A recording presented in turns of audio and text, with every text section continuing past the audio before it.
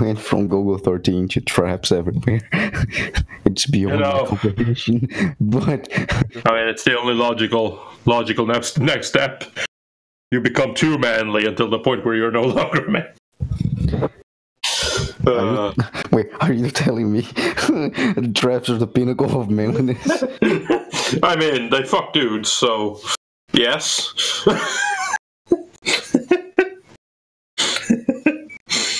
You've been very, very weird this couple of days.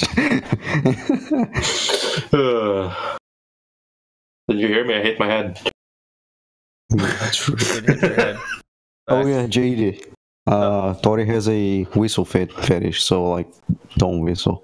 Well, it's okay. I don't know how to whistle anyways. I don't have a whistle Really? fetish. Jesus Christ. You don't know It's how to very whistle? slight and barely. I don't even qualify it as a whistle. Corey taking his clothes off now? Yes. Probably. That's where you're wrong. I was never wearing it to begin with. Me too. Great. Awesome. Whoa. Whoa, I'm not cool, Hickey. What is fucking? It's fucking 40 Celsius degrees outside. It's fucking hot. I'm not wearing pants. Are you kidding? I thought your summer was over.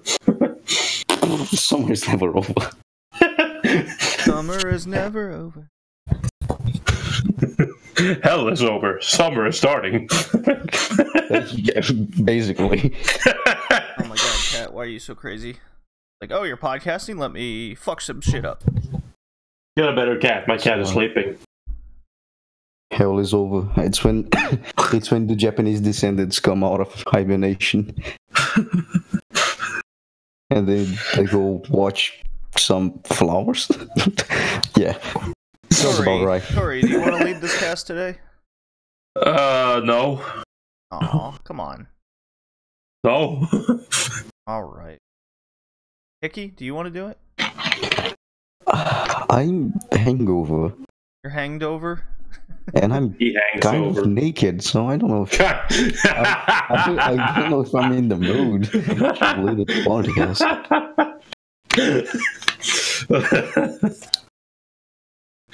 Oh, Okay, I let's took get this kind of pictures of naked. things. I was very happy. But, Let's get anyway. this going, boys. Sure. Okay. Counting down. Oh fuck! My test. I was recording myself this entire time. Jesus. Just delete it. Not counting down. Start yet. over.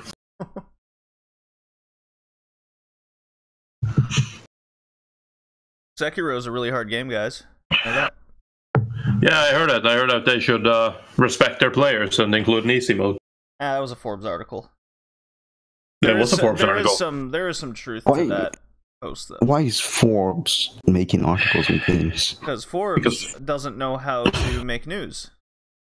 Remember when there was a misconception that Forbes was a respected news site?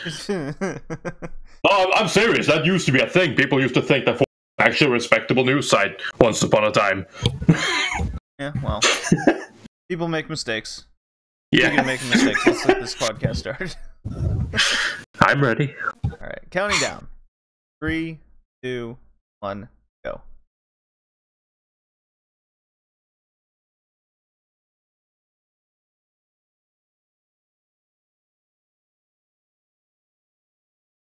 Hey! People! All of our listeners, it's episode 46 of the Red Leaf Retrocast Anime Edition. I'm your host, JD, with my cat just going crazy in the background 2 seconds in the podcast. Here we go. I'm your host, and joined by Ori. How you doing? I'm doing alright.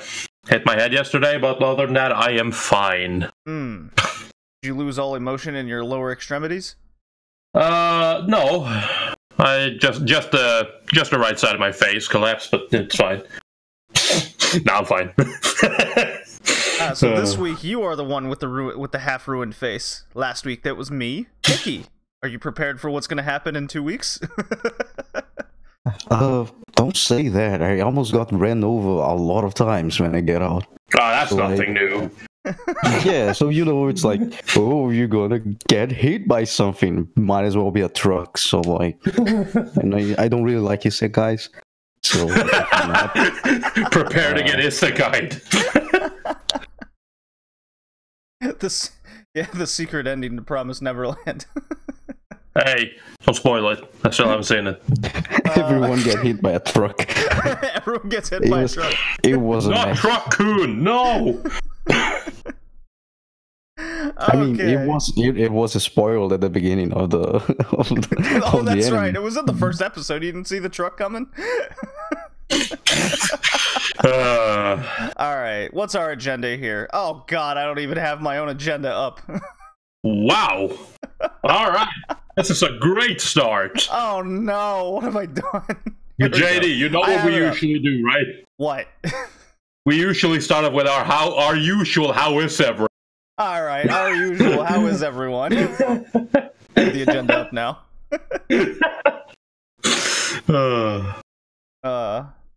Let's see here. Bowling good.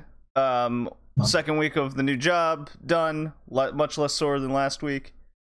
Let's see here. Not as much free time to watch anime, which is, I should just quit now. Quit the job now. It's really getting into the more important things in life. Mm-hmm. That's right. Start making money podcasting and be like, I don't need you anymore, job. We need some sponsors, but who cares about that shit? Oh, yeah. That's true. Money is not important in capitalism. Why is everyone here? Well, we got Tori's movie quest. He's going through The Girl Who Leapt Through Time. Love that movie. Can't wait to hear what he has to say about that. We got JD and Hickey's Manga Manhwa Checkout, in which we'll be talking about Dr. Stone. That's gonna be something. We have our main topic, which is the spring seasonal season outlook. Seasonal season, my god. On fire today. Mm-hmm. Spring seasonal outlook because, well, it is officially spring. The next season's upon us. Time to outlook it. Is it though?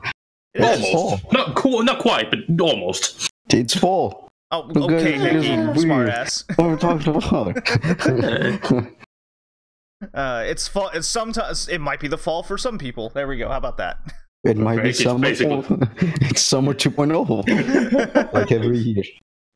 And then we'll be rounding out the cast, if you couldn't guess by the title of the episode. We're going over the 1983 classic Golgo 13, The Professional.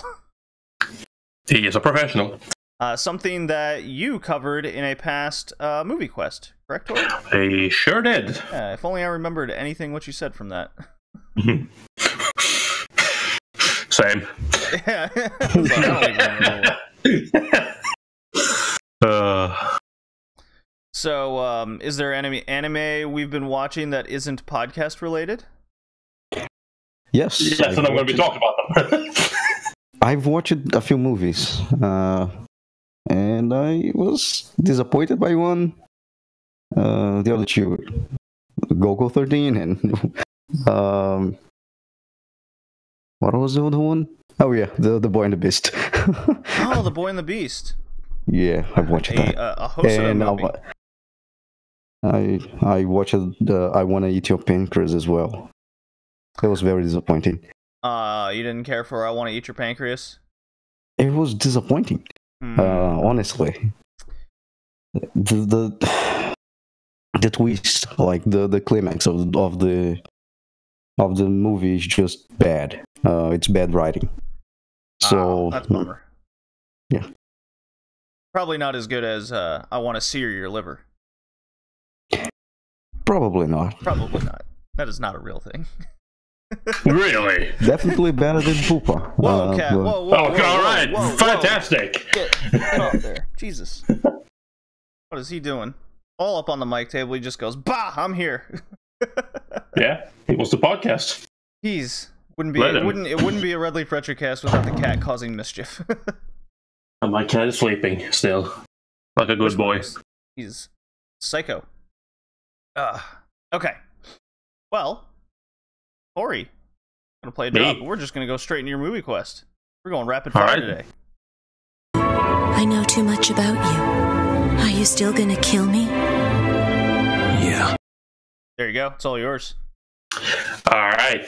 So, like I always do on every podcast, I do a movie quest in between podcast episodes where I try to watch as many movies as possible. And I watched a few movies this time as well. And just to quickly go through the movies that I did watch from last cast, I watched Howl's Moving Castle.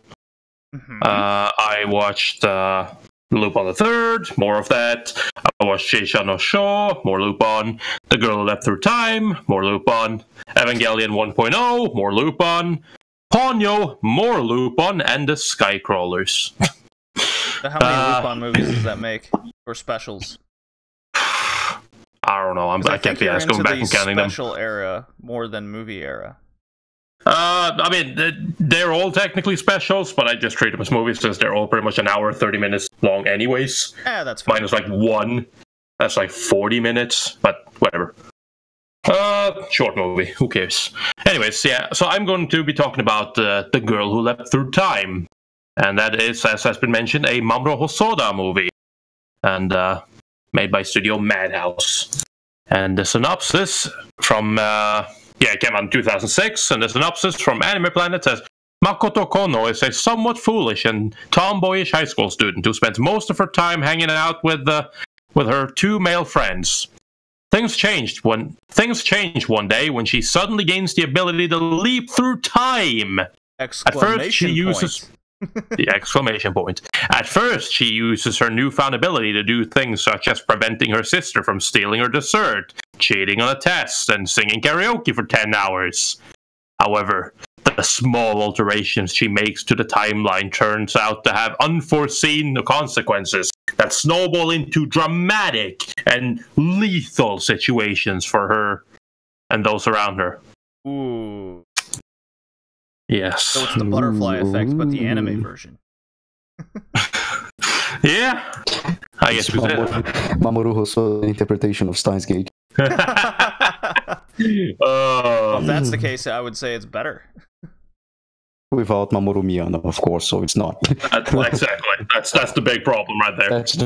Exactly. Everything with Mamoru Miyano is a masterpiece. And I would scream at that, but I'm not going to. Anyways, The Girl Who Leapt Through Time, like says, basically it's about this girl who gets the ability to jump through time, and she uses it seemingly innocently just to kind of, have more fun, enjoy her fun moments more. It's all essentially small things. And she talks to her aunt, who's they call her a witch. And she's like, well, have you ever thought about the fact that maybe while you're doing these things to have fun, you could be hurting somebody else in the process? And she's just like, no, what? I don't do anything to affect I don't do things that affect other people. Like, what? I don't do this to harm anybody. Like, whatever. And then obviously one day, one of her two male friends that she hangs out with all the time confesses to her, and in a full-blown panic, she just leaps through time, resets, and avoids the whole situation. It didn't happen. Right, guys? Yep. No. No. But yeah, and obviously she confesses this to her aunt again, and it's just like, well, isn't that unfair to him because he has built up all this courage to ask you out, and you just reset that? And she's just like, we're friends. I can't do that. And then she starts getting involved with a lot of other relationship stuff and whatnot, and reset. And she tries to help some other girls to get with her other friend and stuff like that. And she ends up resetting. One of the unforeseen consequences as well is because she had an unfortunate day where everything went wrong for her and whatnot. And especially in cooking, she got splashed over, and she switched her position with somebody else, which resulted in him getting bullied and him taking his frustrations out on his bullies, and that whole thing being a deal. And it kind of just builds and builds and builds and builds upon itself the entire time about stuff that happens, and then the twist comes into play, and I mean, I understand that you want to try to make this make sense. We're talking about a high school girl who can leap through time, but I'm not entirely impressed with the twist of the whole thing. I thought that was a bit weak. Yes. I thought that was a bit weak. But But really, that's my only problem. I understand why, but I don't particularly like the way they went about doing it. So, but at the end of the day, I still enjoyed the movie. It's a fun movie. It's a fun movie for a while. It's the fact that the twist kind of lacks for me is prevented from being something that I like really enjoy, prevented from being like an 8 or a 9, and instead I ended up giving it a 7 because it's a good movie. Just kind of went a bit soft in the. It kind of went a bit soft in the sponge. It was not ideal. So besides the lack of a hard, interesting twist, you still quite enjoyed the movie, which is, I think, pretty good.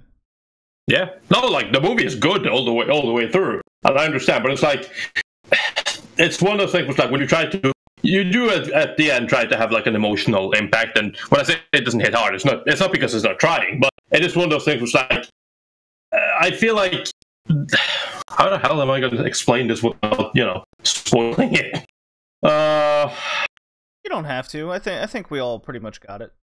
Yeah.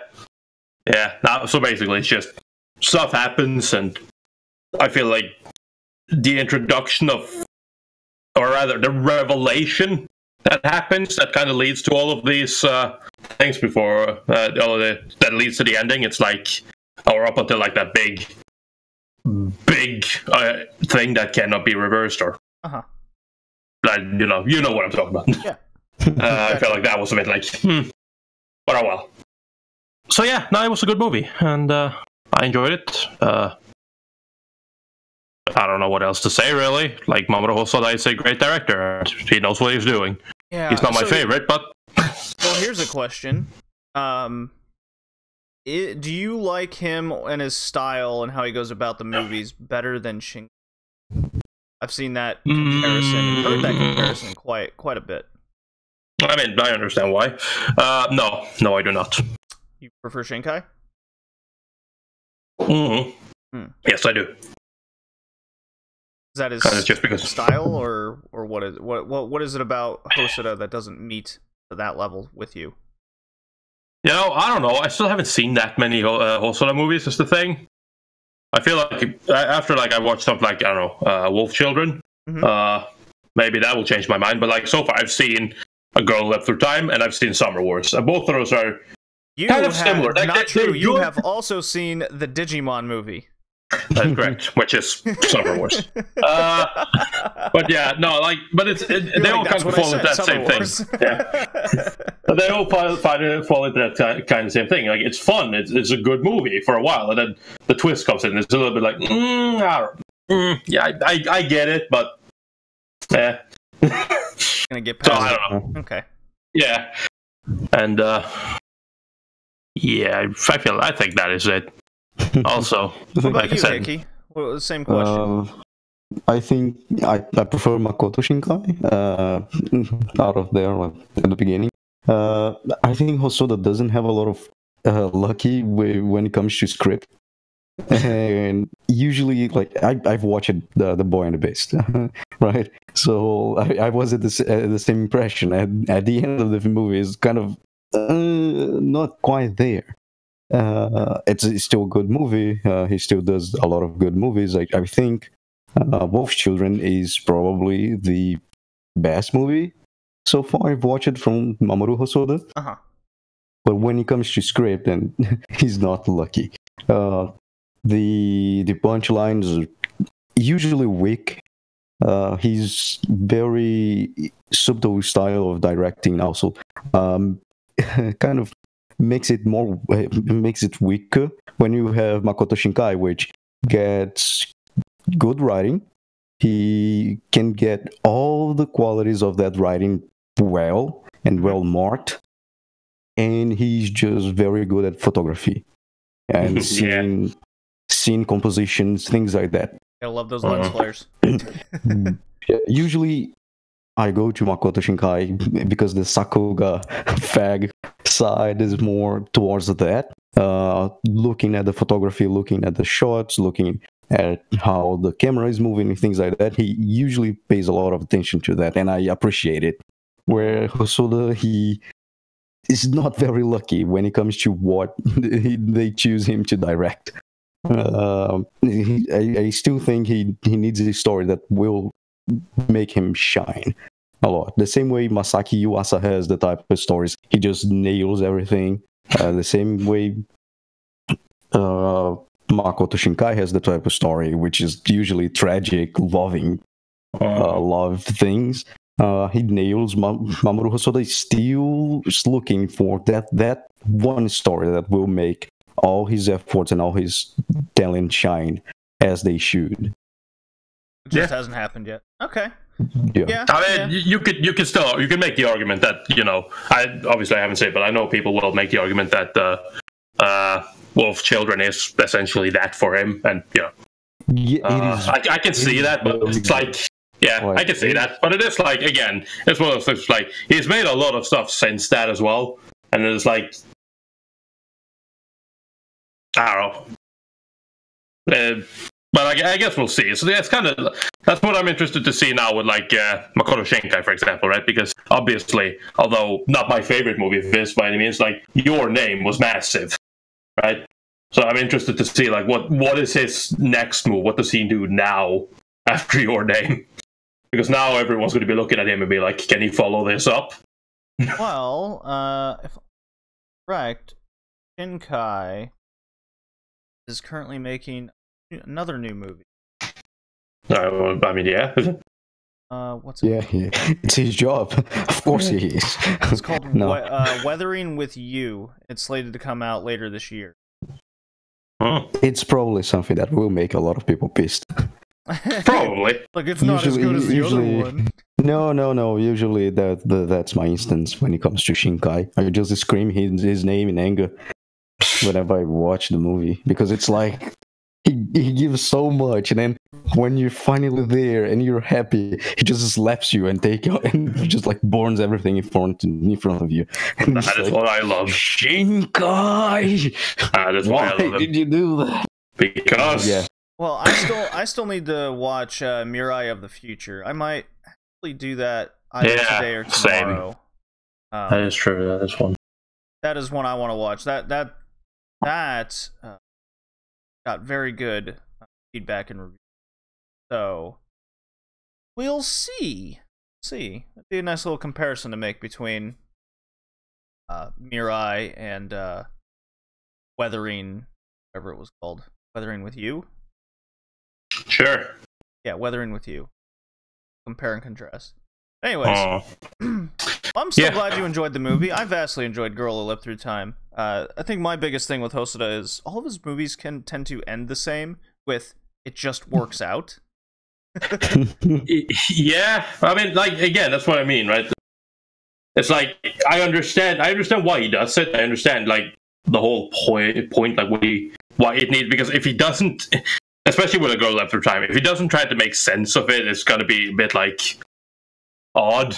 The punchline is going to seem a bit weird, right? But it's like, how do you logically explain why you can time travel, right? What's the logic there? Well, magic. Future technology. Technology. Right, so basically, what explains time travel? Yeah, sure. The future people. Future people, all the time. All right. Well, speaking of future people, I think that's a good segue to get into our manga checkout. I know too much about you. Oh, that's not the right one. to... Oh God, what have I done? I don't know. What have you done? I want to live! Take me with you! Take me away from here! Alrighty, Hickey. I know I kind of put this on you, but man, Manga Manhwa Checkout, here we go. If you guys are joining us for the first time, what we do is we highlight this. This is a segment where we highlight a manga, manhwa, or webtoon, and we read something like the first volume, X amount of chapters, whatever, you know, we kind of feel like to get a good first impression over the material. And our sixth checkout is over the manga Dr. Stone, a big Shonen Weekly Jump one that's quite popular. Yes, it Yeah, is. it's very popular. It's right up there with Promise Neverland, kind of the two. It's the two up and coming ones. I guess you could throw Black Clover in there, but these two are very separate from Yeah, when it comes to Shonen Jump, they're the flagships. Yeah, They are usually in the cover for the Jump. So it's by Riichiro Inagaki, known for doing Eye Shield 21, the football, the one based on football, and the artist, the football the hand manga, really good. And the artist is Boichi, who's has a very unique kind of awesome looking art style. Well known for doing Sunken Rock, and among others. Very cool stuff, the artist. So this was my first exposure to him, actually. I know, Tori, you're very high on the artist, from what I could tell, right? Oh yeah, like I read Sunken Rock a while back, and it's just like, obviously his art style is like it varies a lot. He doesn't always he doesn't always use that, like, I mean, you saw the pictures that I shared, the like hyper detailed. He doesn't always do that. He's got more minimalist styles and whatnot for comedy's sake and whatnot. And yeah, he has problems with drawing women because all of his women is literally just that same one girl, which makes sense because he has a past doing shoujo before he started doing adult stuff, and then shonen came back around on shonen. But yeah, no, it's very like when he really goes for it, when he really wants to like make you feel like a Sunken Rock, the action scenes that are really like, oh, two manly men are going up against each other, punching each other with their fists. It's like they're muscly, the veins are popping out of their body, nice shading, like really good use of impact frames and whatnot. It's just blood splatter everywhere. It's like it's so cool. Yeah, like, it really reminds me of the 80s style and Fist of the North Star type stuff. Yeah. So Dr. Stone was released in March 2017, still ongoing. It's 8 volumes long, I believe, and it's also getting an anime adaptation just this summer via TMS Entertainment, also relevant to what we'll be talking about later in Golgo 13. And I don't know about you, Hickey, but I only read the first volume. I think I read like 34 chapters. I went overboard. The panels layout and the fluidity of the story are very good. So I just got inside of the whirlpool and couldn't get out. So I kept going until I realized, wait, hold on a second. I'm getting too ahead of what I actually need to read. All right. And then for those joining us in the live stream, here is the cover of the first volume. Go. Then here's some of those muscle veins, manly men type stuff going. So there you go. Pretty cool. Yeah, I love the art style. It immediately hooks me, and the premise is quite interesting. So here's the Anime Planet summary. One fateful day, all of humanity was petrified in a blinding flash of light. After several millennia, high schooler Taiju awakens and finds himself lost in a world of statues. However, he is not alone. His science-loving friend Senku's been up and running for a few months, and he's got a grand plan in mind to kickstart civilization with the power of science. They really harp that home. Science! It's a 10 billion% chance that science will save us, because science! Oh, science. Alright, so, Hickey, you read the most. I'm curious about your thoughts. Why don't you go first? Your impressions. I've already told you my thoughts. Bill Nye, the science guy, is the coolest guy to ever exist. It is basically that. It is Bill Nye, the science guy, in a post-apocalyptic scenario. I mean, it is very good. I enjoy that kind of story of, getting transported either to the past or to the future, just like Seven Seeds. Yep.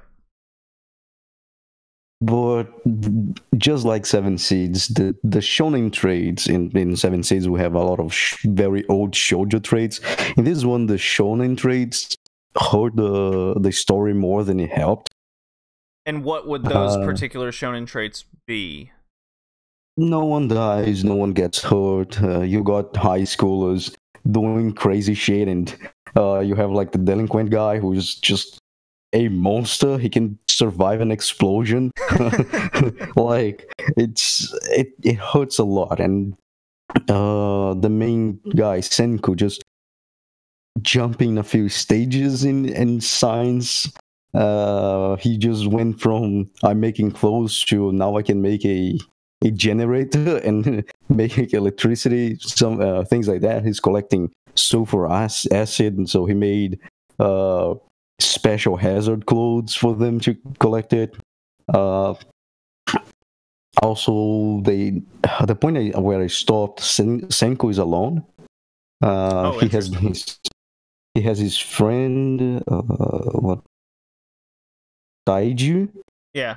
The Taiju awakes, and then like they save the girl as well. And then after like they escape the delinquent, Senko says, no, you guys go back. So because you need to infiltrate in the delinquent's kingdom, and I'll go alone to a village which have like humans. They were like descendants of people who woke up centuries before them. And I'm like, why are you doing that? There's no reason. You just escaped. The fucking delinquent wants to kill you, and you're just sending your friend back to there. It's not bad. It's fun. I like this story, but those shonen things, right, are bad. They hurt the story. So, you're not wrong. I don't disagree with any of that, actually. I thought the pace of Volume 1 was incredibly fast for what was happening. And that ranges from character introduction to their ability to just seemingly solve everything with science immediately, depending on whatever situation they need. What I do like is I thought the intro to who Taiju and Seku was kind of weak.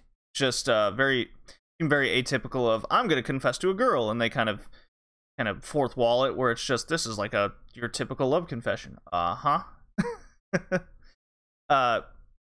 So the blinding light gets him, and I do like Seku the character. He's very quirky, and he treats everyone like they're why don't you know this kind of deal, but in a comical way. Yeah. Well, I mean, I think he's a little bit weak alone. He's got to bounce off everybody. Yeah, for sure.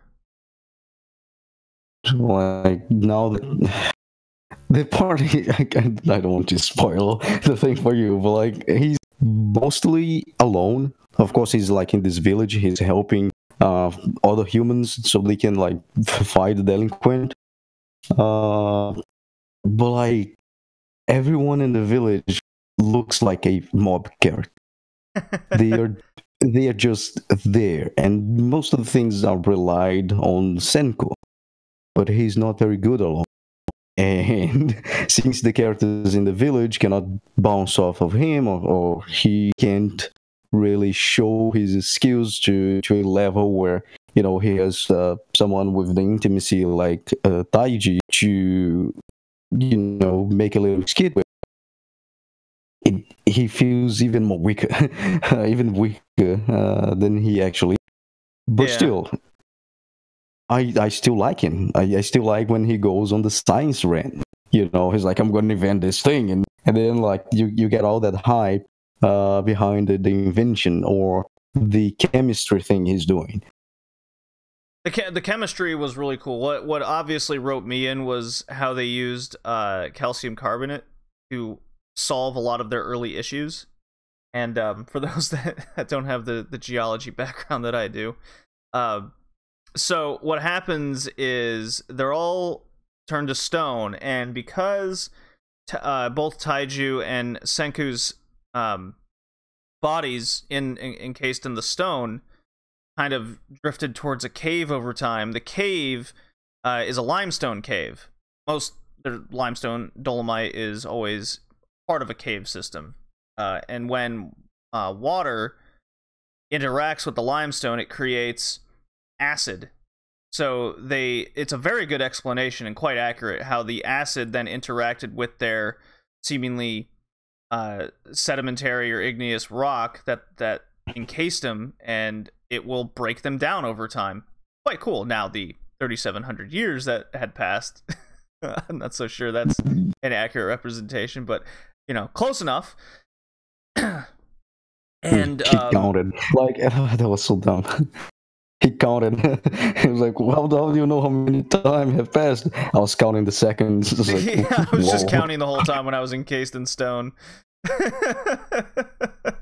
It's one of those things, like it's the shonen thing that it prejudices the story more than helps. Just like how he wrote E = MC squared with his own blood in the clothes.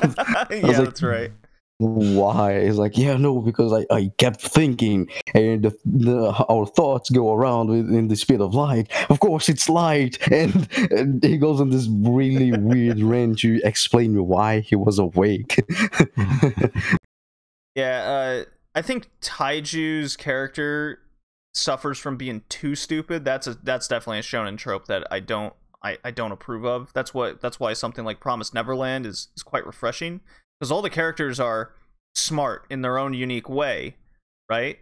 While here we have Senku, who's, as you said, Hickey, Bill Nye the Science Guy, mixed with the survival guy with the TV show. Bear Grylls. Bear Grylls, yeah, he's like Bill Nye / Bear Grylls. Like, okay. The comedy is hit and miss with me. I do like how the characters bounce off each other. The villain introduced, not totally buying it yet, where he's just the strongest high schooler and then he wants to create his perfect world already. It just happens to go that way. It's kind of odd. Didn't really hit me the right way. So it'll be interesting to see where that heads. So I'm very 60-40 on this. I do really like it. I do want to continue it. There's a lot of kind of, as you said, Hickey, the tropes really do bring it down to a fault, but I think it's different enough, and the art is just super amazing. Oh, yeah. It is like it also, like, one thing of Promised Neverland is that everyone is unique as well. In this one, we have a trio, and it's something a lot of stories do, and a lot of early shonen indeed, which you have the three. It's gonna be a little of a little travel right here. Probably because I'm a little hangover and I say dumb shit when I'm hungover, but the three characters, they are one person. They are the three sides of a person. It's something, it's psychology. One is the id, which should be Sen, the smart guy, the very rational, kind of malicious. Here we go with this. Yeah. Yeah, you have the ego, and which is the girl, and then you have the super ego. That doesn't happen. Although you have in Promised Neverland, although you have the three characters, they are not that. They're kind of it, but they still retain a little bit of each one of those that is not very prominent. And this one, no. Senko is the id. The id without the ego and the superego is weak. The superego without the ego and the id is it's also very weak. So you need the three characters together to actually have an interesting story. And it's something shonen does a lot. It got old. It's inadequate. And Dr. Stone really suffers from choosing this kind of narrative. But still, I believe it's very good. I want to see the anime. Very interesting to watch it. But as far as the manga goes, I don't think I'll keep reading it. It sounds like you read 3.5 volumes or something. So you got a real good taste of it. Yes. Yes, it sucks you in. Even with the problems, it's the kind of story that just never let you go. Once you go, it's just like... I'm definitely a sucker for post-apocalyptic settings. Yeah, me too. I think I'm on record for a past episode saying no anime can be good without post-apocalyptic settings. More than once. I don't know, I mean, just listening to this, the one thing that I fucking can't help laugh at is the fact that, this is written by Riichiro Inagaki, right? Yeah. Yeah. Because the story you guys described to me sounds like a mixture of Sunken Rock and Hotel. So either Boichi is influencing Inagaki a lot, or he is writing a good portion of this story. No, I believe he's influencing. Tori, you're probably not far off, because when I looked at who was writing this, I actually thought Boichi was both the artist and writer. I was like, who is Inagaki? What? You wrote a football manga. What does that have to do with this? It feels, a lot of the things you guys explain literally feels like it's taken from Sunken Rock and then made shonen instead of saying So is that what his role is? You know what? I think Inagaki's role is to make this shonen. Boichi has the ideas and the setting, and then Inagaki goes, "All right, this is how we can get it into Shonen Jump." I mean, I wouldn't be shocked. Yeah. No, but it's interesting.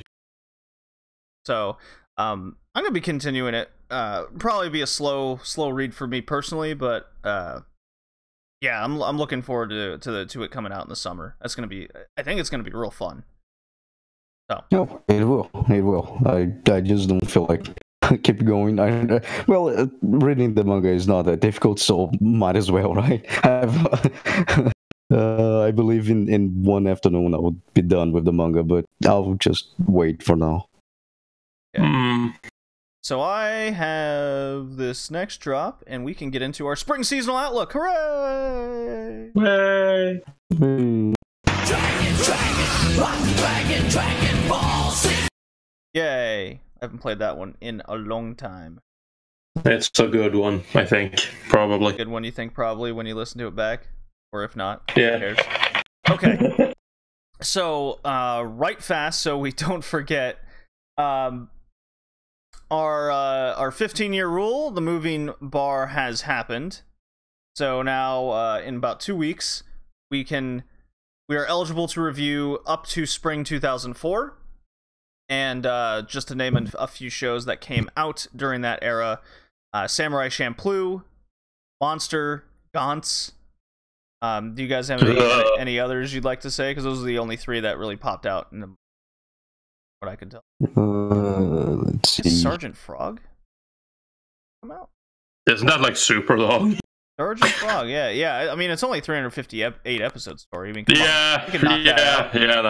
yeah, sure. Knock it out in 2 weeks. I mean, season of Initial D, Kiniko Manchu. No! This is going to turn into the Sergeant Frog podcast. Nah. For typical JD, should we do Monster? Nah, it's too long, but let's do Sergeant Frog. Oh my god, I would drop everything and do Monster immediately. I would. It's just, that would be, I would love breaking that down in like 3 podcasts, because there's just so much to talk about. There is one show that would be interesting to talk about that came out in the spring 2000. Which would be? It's called Midori no Hibi. Midori no. I've never heard of it. Studio Pierrot. Oh god. Midori Days? My Days with Midori? Oh no. I am not familiar. Alright. Yes. I've heard of this. Yes. Great. Sure. Great fun. Sure. Oh, it's PG ecchi? fun. Well, it shouldn't be ranked then on my anime list. Well, it is now, because they got rid of that. Oh, they put it back? Yeah. Okay. It was a bug, guys. It was a bug. Oh, was it now? And Danger Thing also came out in spring 2004. Okay. So some good anime we can cover there. So, we can get to in about 15 years. alrighty. Let's upcoming. Here we go. So we each chose 3 anime we'd like to highlight, and then we'll kind of end off this little segment with some heavy hitters that pretty much everyone's looking for. So, Tori, why don't you give us your first anime you were looking forward to in the spring 2019 season? Yeah, I think I'm going to start with the weakest one out of these, and there's no arguing that this is definitely not going to be the best out of it, and that is Carol and Tuesday.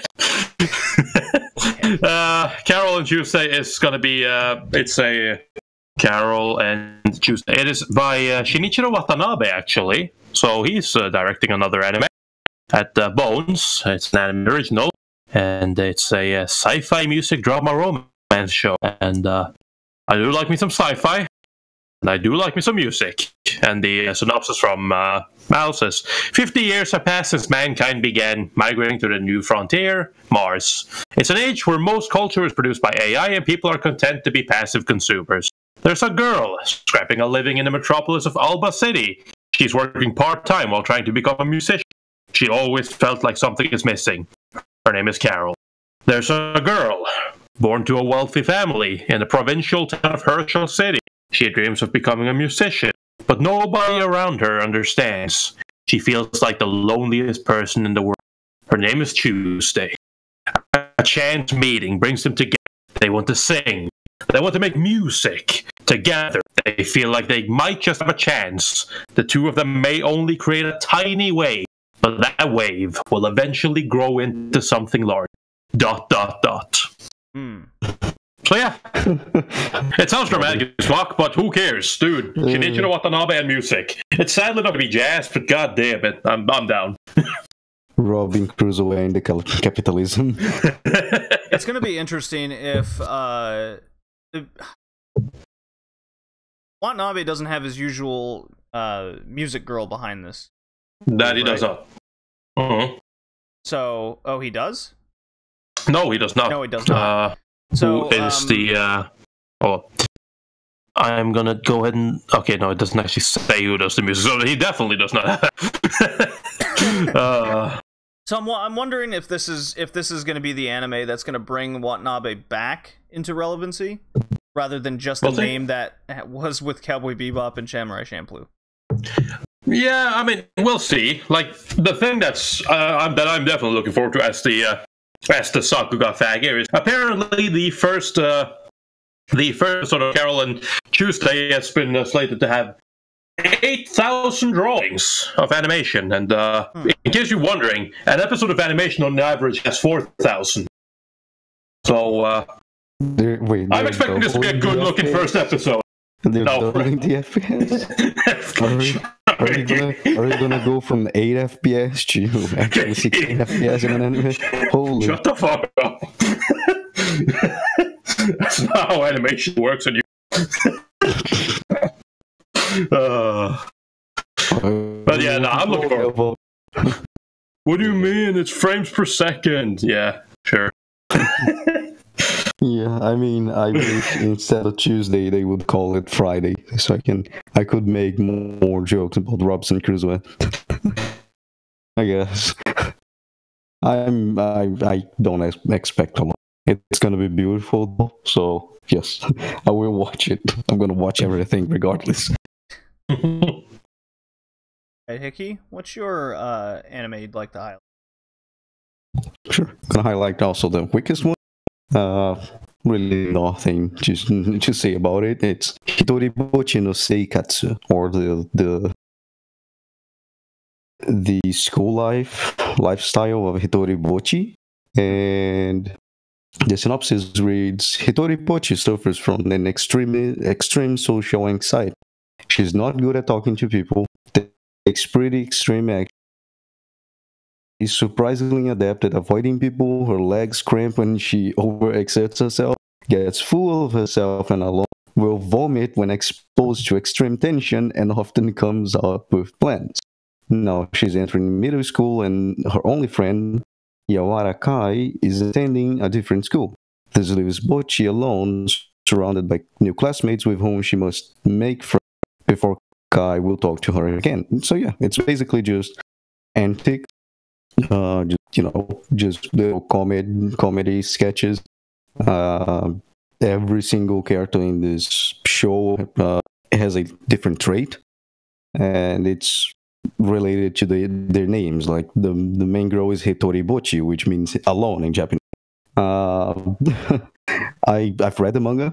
I've been reading the manga, I think, since it was released. So I'm very happy it got an anime. That's all I have to say. Very interesting, especially in the first episode where she's gonna talk to a girl she wants to be friends with, and she just vomits. Oh, Jesus. she's not good with people. Clearly. Yeah.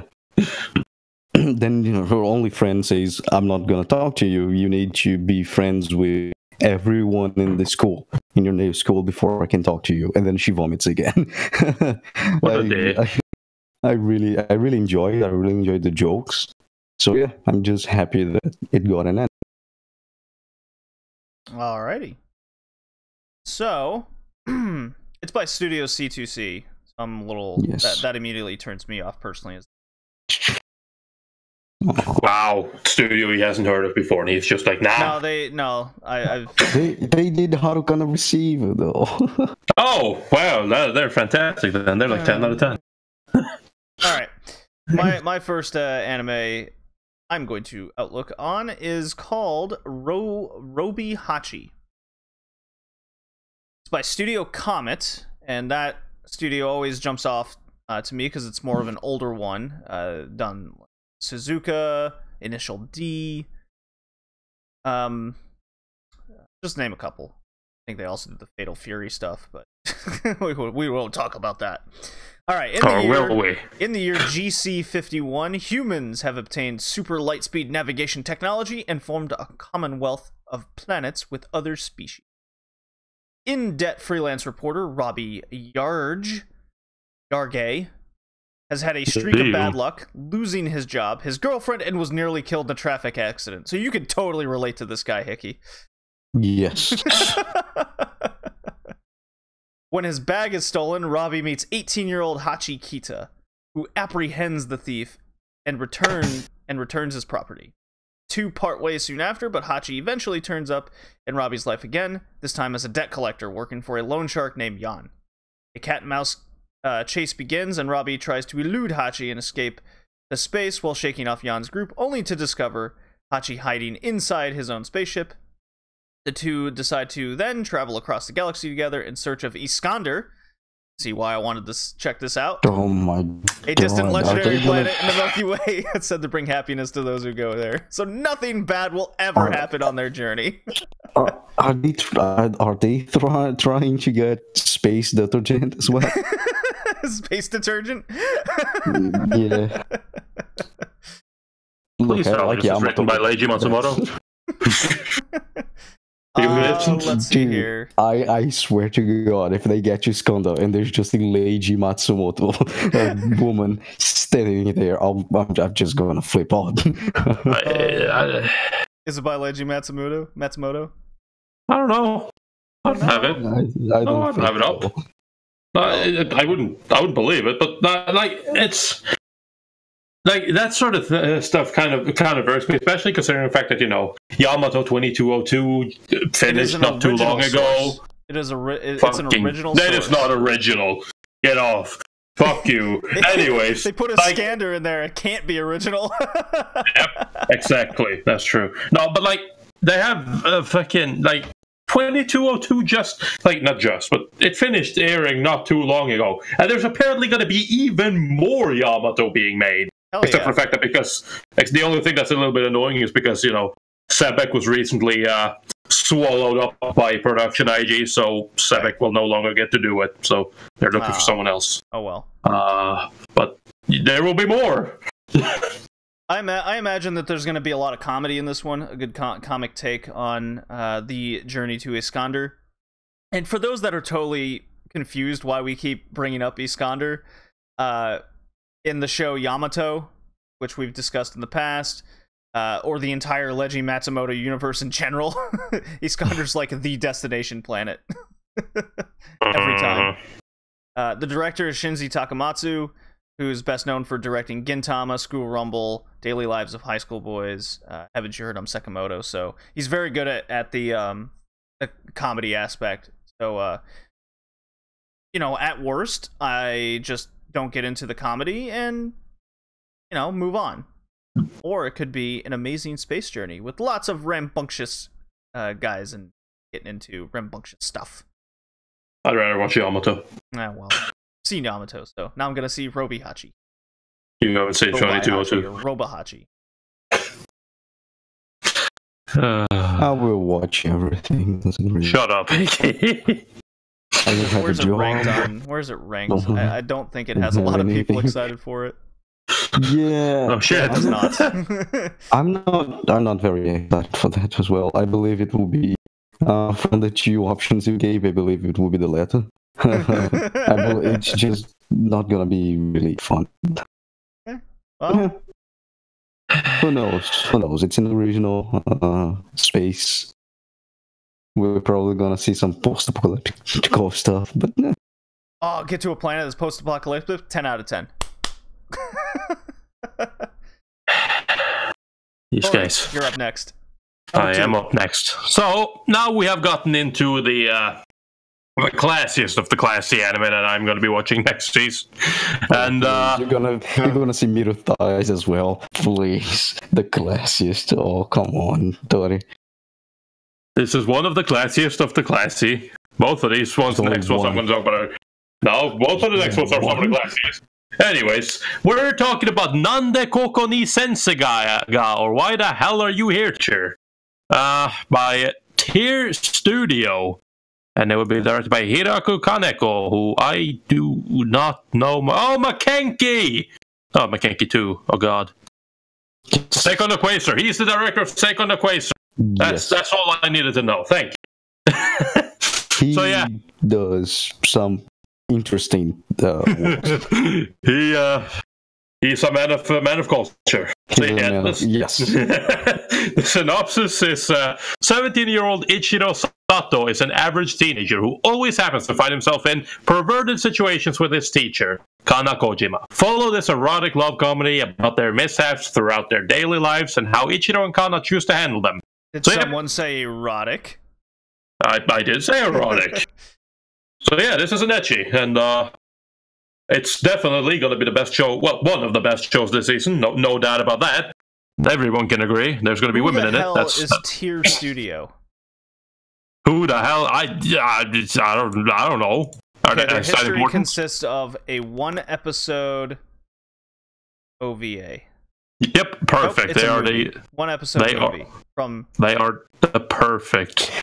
From February. I believe they are starting because Nande Koko ni Sensei ga will be a short. Yes, 10 minutes an episode or something. Yeah, it's very beginning of a studio. Should see who is behind it.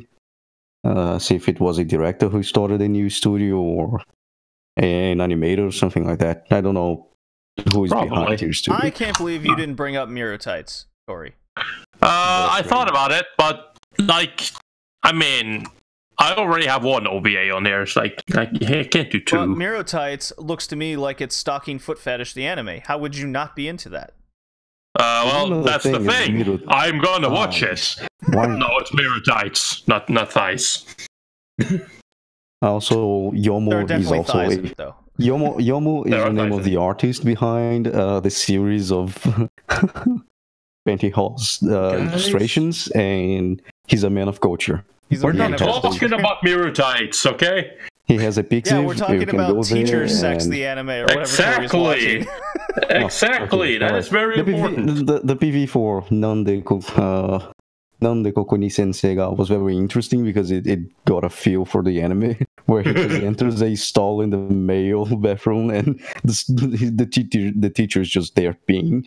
It's like, why the fuck my sensei is here? Because he always gets into perverted situations with his teacher. Did you not read the synopsis? I'm just explaining how the PV got fuck off.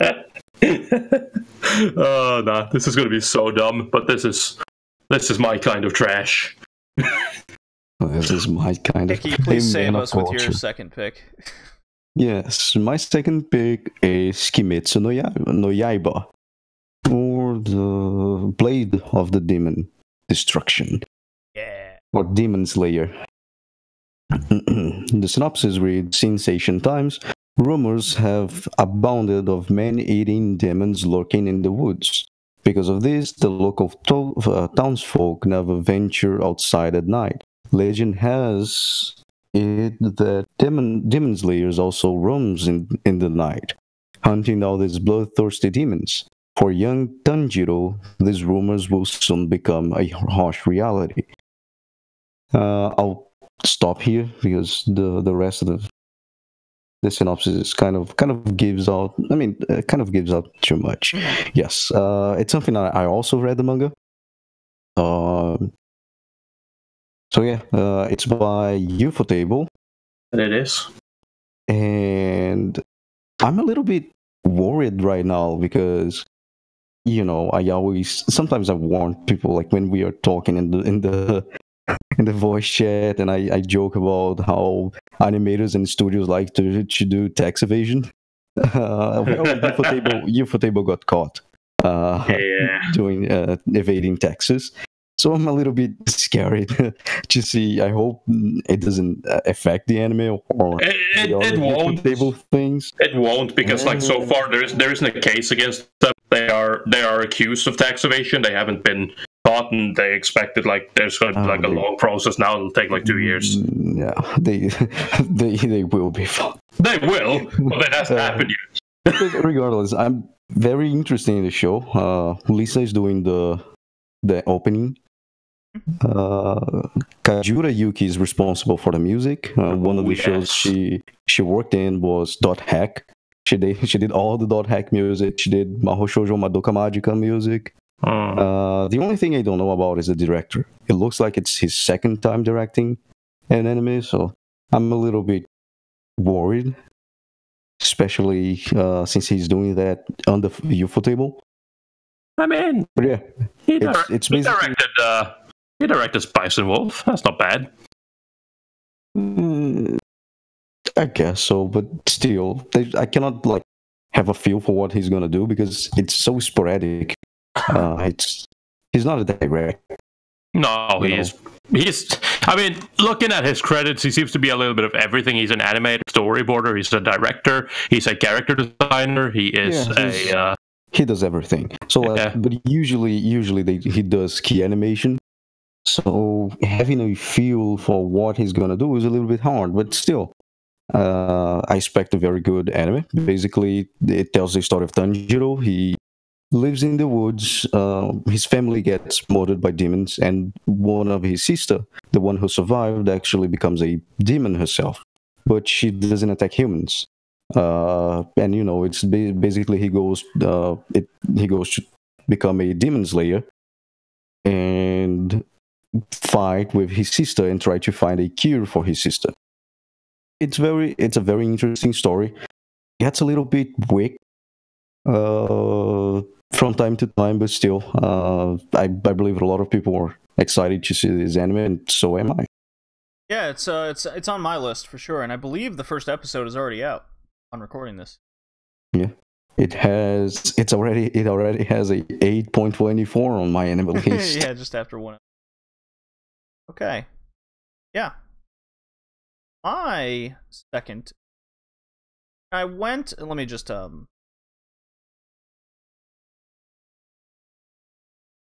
here, find it. There it is.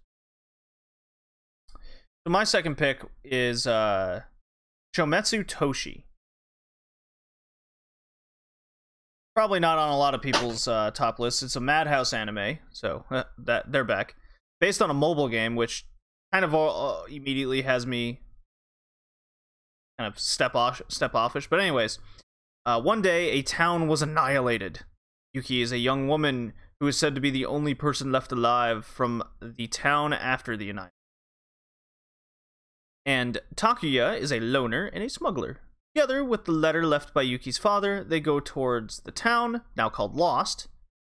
But unexpected obstacles stand in their path, the thoughts of those left behind, secret and mysterious organizations, hidden conspiracies await Yuki and Takuya as they move closer towards mystery behind Lost. So the director is Shigeyuki Miya. Did a lot of Lupin stuff, if memory serves. Yay! Yeah, and the did a few episodes of the Albungaku series, but then has some stinkers like Blood Lad. I don't know, man. Blood Lad's kind of popular, at least. Yeah. From what I understand. Yeah, so it's pretty down there on the anticipated list of the season. Not so much as Robihachi. But I'm not sure what to totally expect. I was thinking maybe some quirky banter between the two main characters as they travel around this kind of destructed city and just try and. I mean, if the mystery's good, then I'll definitely be into it. My worry is for sure around if it's just going to be kind of the silent male, standoffish protagonist with the quirky female the whole time, which I'm kind of tired of seeing.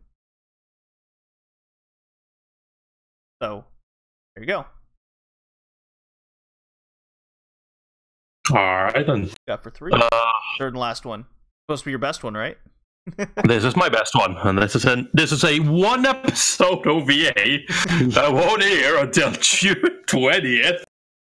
And it will apparently there's this in the works as well. That will come out later. This is gonna be the prequel OVA to a series that will be coming later down the line. That is why this is very important. It's by Studio Passione. So you know that gives, and the genre listed at least on Mal is horror. And the show is called The Island of Giant Insects. And the synopsis goes like this. After an airplane crash during a school trip, Oribe Matsumi and her classmates were stranded on a seemingly deserted island. Matsumi found the other survivors and used her wilderness knowledge to help them. She expects that they will be rescued in about 3 days, which doesn't seem so long to endure. However, she didn't account for the fact that the island is populated with gigantic killer insects. Her knowledge of butterflies, wasps, and more may be the only thing that will help any of her classmates survive to be rescued. And yeah, this is directed by Takeo Takahashi, who has also directed stuff like... Wait. Oh, hold on, never mind. Fucking ignore what I said during Hickey's thing. I was wrong. This is the guy who directed Spice and Wolf. he directed Spice and Wolf. I was like, tricky date. I didn't see that. I saw like he directed. What was he directed? Like the Tales of Zestidia. Okay. Yeah, I don't know. I was apparently looking at this guy. Why was I looking at this guy? Whatever.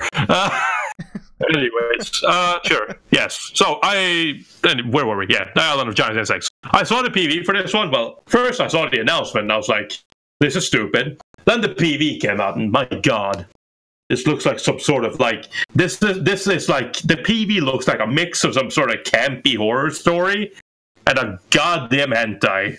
And I love that. Is it going to be insect rape like in Seven Seeds? Yep. Yes. There is going to be insect rape. On my list. There's a lot of insect rape. It's just. I saw some paintings of the manga. Yeah, no, it looks disgusting as hell. But god damn it, this is what I live for. Okay.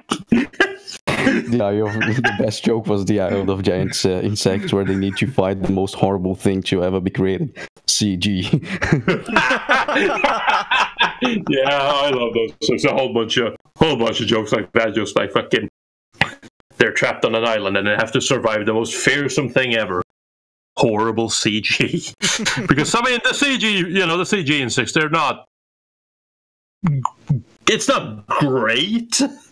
Again, it's Studio Passione. Like, what do you expect? They're not exactly a top studio. They're mostly known for fucking up shonen series, so you know. But yeah, it's gonna be interesting. I wonder how graphic this OVA will be, and I wonder how that will eventually then affect the later series that will come out. I know they have a very basic art style and character design to them all. Yeah. Video Passion. They don't have the biggest library of anime, but I'd say at worst you might get an above average show based on their history. I don't know, man. Like I'm expecting some classics like Rail Wars and God damn it, I love Rail Wars. Harem ecchi police anime. How could you not love it? Exactly. I really love the trains in Train Wars. Rail Wars is the greatest anime ever made. I'm not even joking. I like trains. Dude, I'm with you. I enjoyed that series for everything it's worth. It's just, you know. Also, it when I awoke my thigh fetish. But regardless, let's not talk about that. Anyway, not important right now. But yeah, so definitely everyone should look out for giant insect rape. I mean, the island of giant insects. The island of giant rape. No. Just keep messing it up by replacing words with rape. It's like the rape of giant insects, the island of giant rapes. Island of giant insects. That would be interesting to reversal. We've come to pay the insect back. The rape of giant insects. The sequel. Yeah, maybe that's where they're going with it. That's where they're going with. That's what the TV show later is going to come out and be. You giant insects! You raped my mom. Now I'm here for revenge. Anyways, now you can now move on to your Vaseline. Oh God, yes. Hickey, what's your last one? I mean, you say mine is Vaseline Fear, but it's about S-rape. So, like, you know what? You gotta put. My it's just a joke, JJ. Don't take it seriously. Well, I don't know, man. We have like 3 anime coming out this season that actually features insects and rape. That's true. This one is just kappas and rape. Anyway, the last one I'll talk about is Sarazanmai by Studio Mappa and Lapping Track. Lapping Track never did anything. Okay, so, good record. It just did a lot. Just for the record, tax evasion. Regardless, the synopsis read: Kazuki Yasaka, a 8th grader living in Asakusa, is turned into a kappa along with his classmates Toi and Enta by a mysterious creature named Cappy. After they break inadvertently a statue of a kappa, the guardian god of the city. They are then ordered by Cappy, who claims to be the first heir to the throne of the Kappa Kingdom, to fight against Kappa zombies.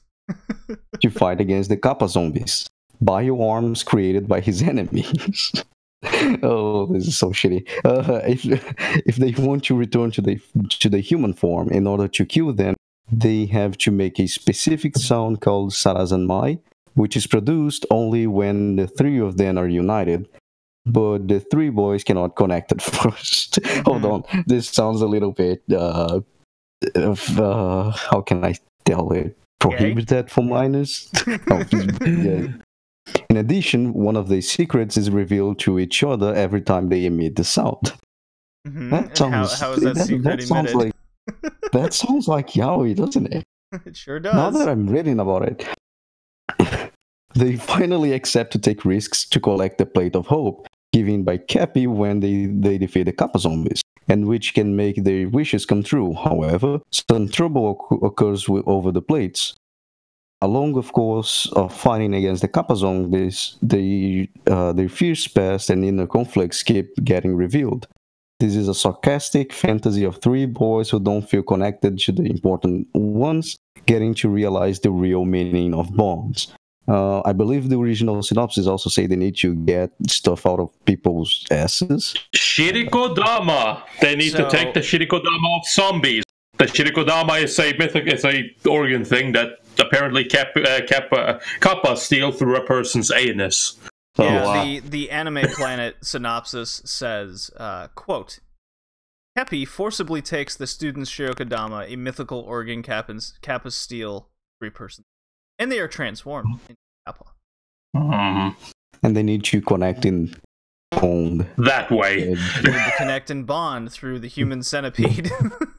You know, I had to bring the whole insect thing full circle here. Hickey, who is making this wonder show?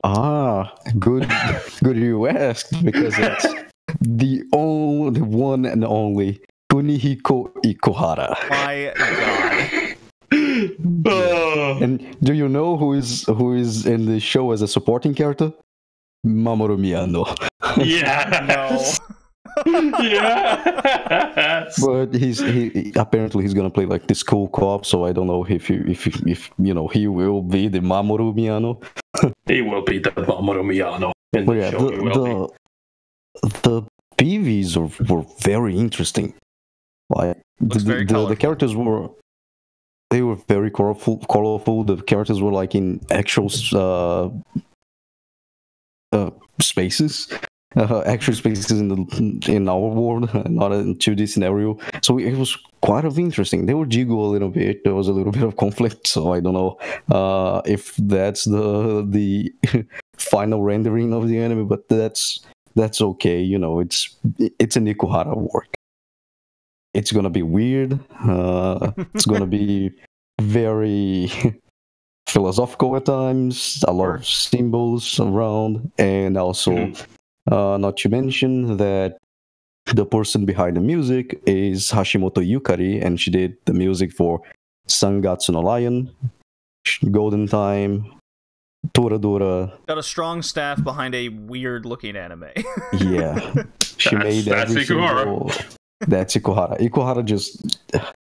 Ikuhara is a weird man. On a scale of 1 to 10. You gotta respect his work. On a scale of 1 to 10. I respect him. Like, I respect him a lot. He's making a fucking anime about Kappa's ass raping children. I respect this guy a lot. What are the chances that the musical rendition, because you know there's going to be one, is going to feature the whole Kappa anus scene? High. That way Very we get to see it more than once. I'm waiting something more like Yuri Kumarashi, where it's just like the pet holes and things like that. I mean, yeah, but there's still music accompanying that as well. A bunch of roses appear, and you know, roses appear because you know Bara. It's the symbology for gay people, and then it's just gonna be so dumb. Holy shit! I cannot wait to watch this. It's gonna be great. It's gonna be. I'm not gonna lie, it's on my list as well. A couple of seasons ago, Ikuhara's student got to make a show, so obviously Ikuhara's like, but fuck him. I gotta show him what's really up. His pupil did a show and it was very good, especially with the twist. And Ikuhara's like, bitch, this is how you done this. Give me the cup and the ass rape. We're gonna start this shit. And bring me Mamoru Miyano as well. He's important. He won't get a main role though, but he'll get to scream a little bit. Oh, it's gonna be awful and awesome at the same time. There's a lot of original works coming out this spring, which I think is interesting. Yes. One thing that I found interesting, probably because, I don't know, my anime list changed a few things. Every single show has such a huge synopsis now. Yeah. That's why you should go to Anime Planet. Arguable. Just like what I did for my last pick. My one of my top anime I'm anticipating this year, and I'm not alone because it's quite high. Outside of the heavy discuss, it's still below Kimetsu no Yaiba. But anyways, is called Fairy Gone by PA Works, a studio that's usually pretty hit or miss with me, but man, they make some interesting looking shows. So,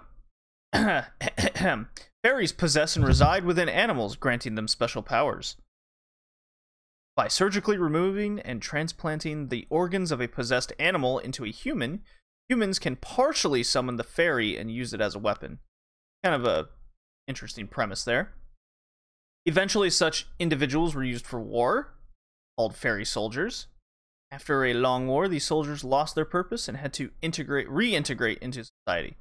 9 years after the end of the war, Maria is a fresh recruit of Dorothea, organization dedicated to the investigation and suppression of fairy-related crimes and incidents. Even in peacetime, the government is still unstable after the war. Many criminals still have lingering wounds from the previous conflict, and there are terrorist groups bent on revenge.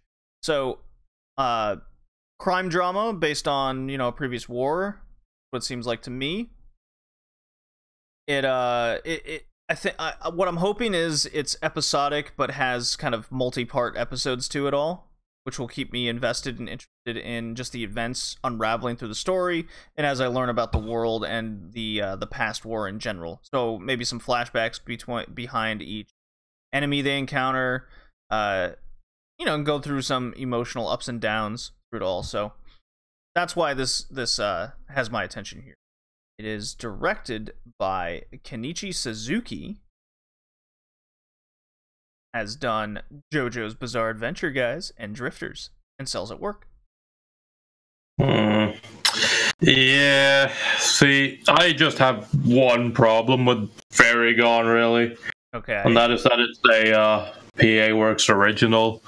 Okay. And if you know anything about PA Works originals, at least the last two, they're not very good.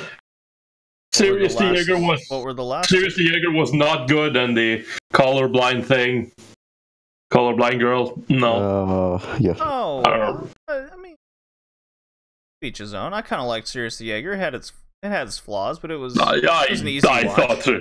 I thought Serious Diego was just downright bad. Oh. Irodoko was bad. Oh, yes, that was bad. So Sacred Quest also, it was like the one prior to those. Yeah, that too. Fuck. Like a cooler action show. I know, I understand you, JD. I'm also hoping this is good. Tori's trying to seriously shut me down every single time we talk about Fairy Gone. Like I can't be excited. I'm gonna watch, but I can't be excited for it because I'm just sitting there. I'm like, it's PA Works. PA Works. When was the last time I fucking watched a PA Works original that was good? I remember. I like Sakura Quest. Uma Musume was a PA Works show.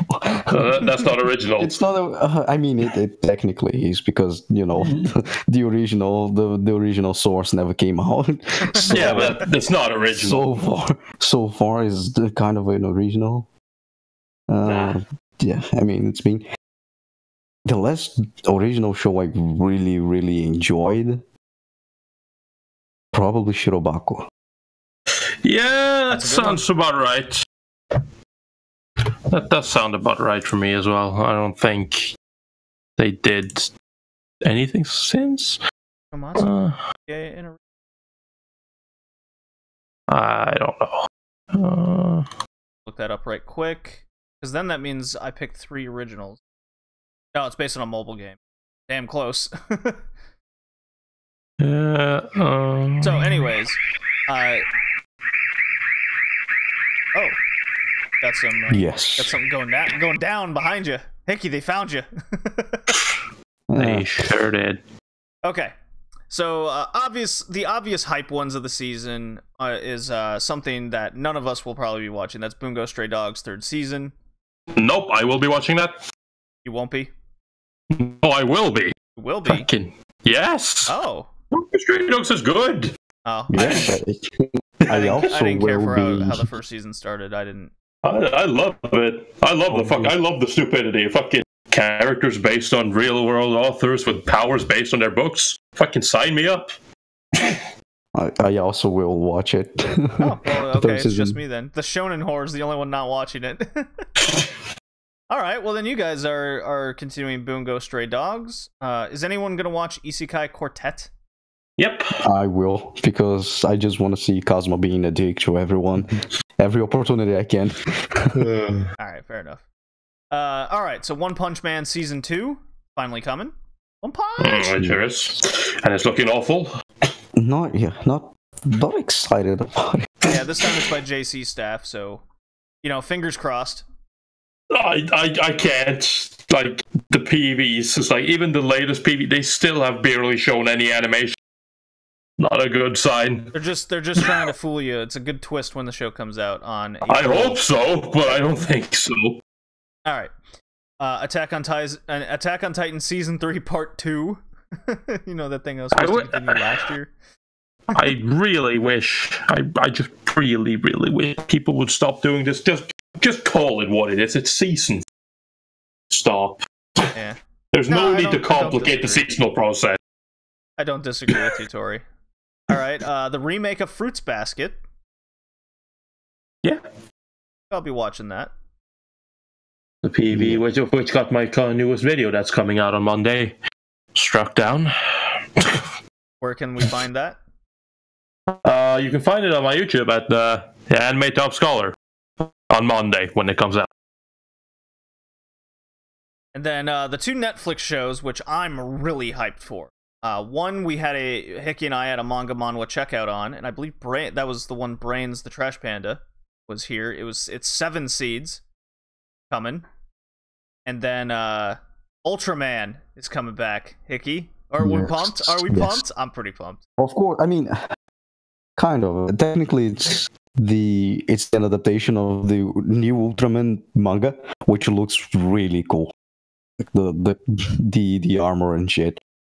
Also, it's full CG, so But I'm very excited. I really like Ultraman. I'm the type of guy who just, when I'm around my house alone, I'll just go into Ultraman poses because I find them really, really cool. Ultraman's pretty cool. He's it's supposed to come out on April 1st. Netflix. I wonder if that includes outside of Japan, where it all drops, or it'll be seasonal. Fingers crossed. 7 seasons slated for June. So. Yep. And I'm going to be trying a new streaming service this season. That'll be interesting. Basically, I was recently made aware of a French streaming service owned by Plex called Wakanim, and they also apparently, that was a big deal that I apparently missed out on, expanding into Scandinavian territories and whatnot for streaming. So I will be trying their service out this season to see. They don't have the biggest library, and it seems like they're only going to be streaming 2 things from this season. But on the bright side, they also have movies and stuff like that. Or by movies, I mean they have Kisu Monogatari and Heaven's Feel. Oh. Well, I mean, they have Heaven's Feel. Talking about movies, there's also a few OVAs and movies that will come out, and they look very interesting. We're gonna get the Bean Bandit special That's OVA. Right. Yeah. He's back, baby.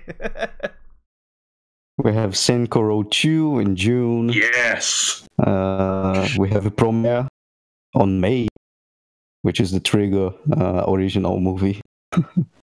We got, let's see, which more?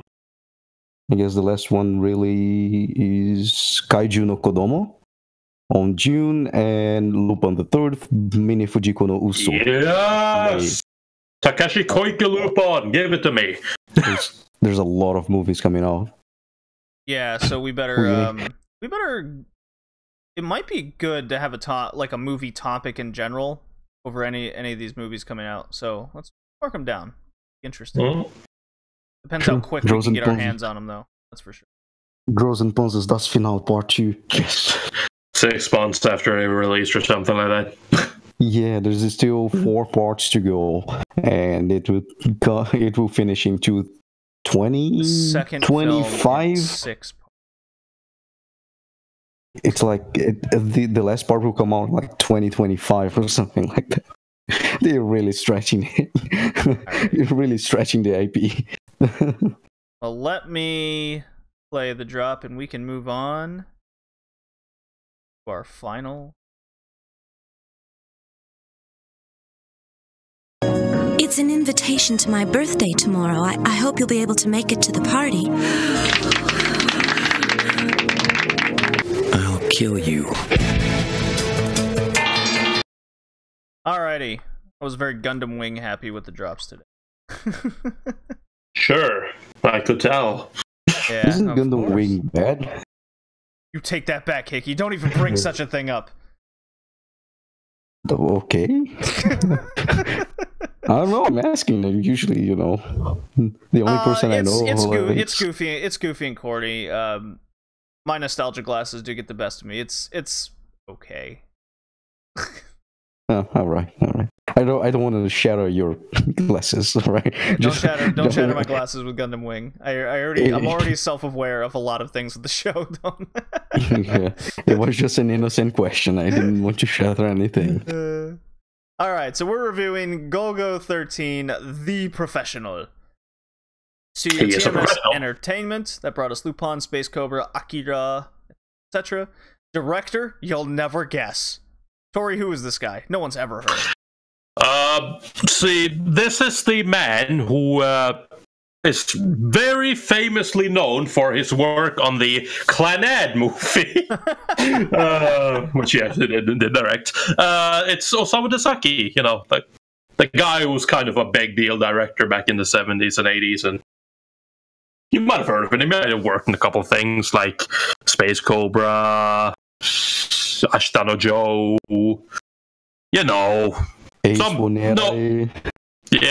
some no-name shows, really. Like, I don't know. I believe of his portfolio, this is the seventh anime we've reviewed by him, or in some form of fashion he was involved in. Yep. So like I said, not important. And it's not even on purpose either. It's just, who's this direct? Oh my god, it's Dezaki again? Crap! We can't get rid of this guy. There's a reason for it, because he's quite good at his job. I put sound director here, but that's not right. Forgot to delete. Anyways, Golgo 13, The Professional, released in 1983. It's a 90-minute movie, and Golgo 13 also spawned a sequel OVA called Queen Bee, and even a 50-episode TV series that came out as early as 2008. So, summary from Anime Planet. What is Golgo 13? Well, here it is. Golgo 13 is the code name for one of the world's most deadly hitmen. Man whose identity is unknown and sought after. After a routine hit on the son of a wealthy oil tycoon and a shadowy figure known as Dr. Zed, Golgo 13 soon finds himself on the other side of the gun barrel, being pursued by a mysterious organization whose deadly plans involve killing the man himself. With little time and lots of ammo, Golgo 13 must pursue his would-be killers while simultaneously trying his best way to stay alive.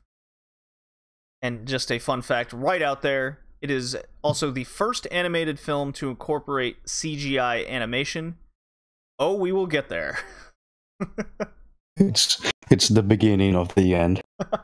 It's beautiful. Oh my god! I mean, the integration of CGI that started with Golgo 13 led us to something like the Chica Dance this season. So, so let's save those further thoughts till later. So I got like a breakdown kind of what matters in the show. So I'm more curious. Was the opening sequence a good introduction for the movie? And what I mean by this is like the sniper shot offshore, killing the kid on the boat, followed by the, well, let's face it, James Bond intro intro music sequence. Yeah, I like it. Yes. I mean, it's Golgo 13 is just great.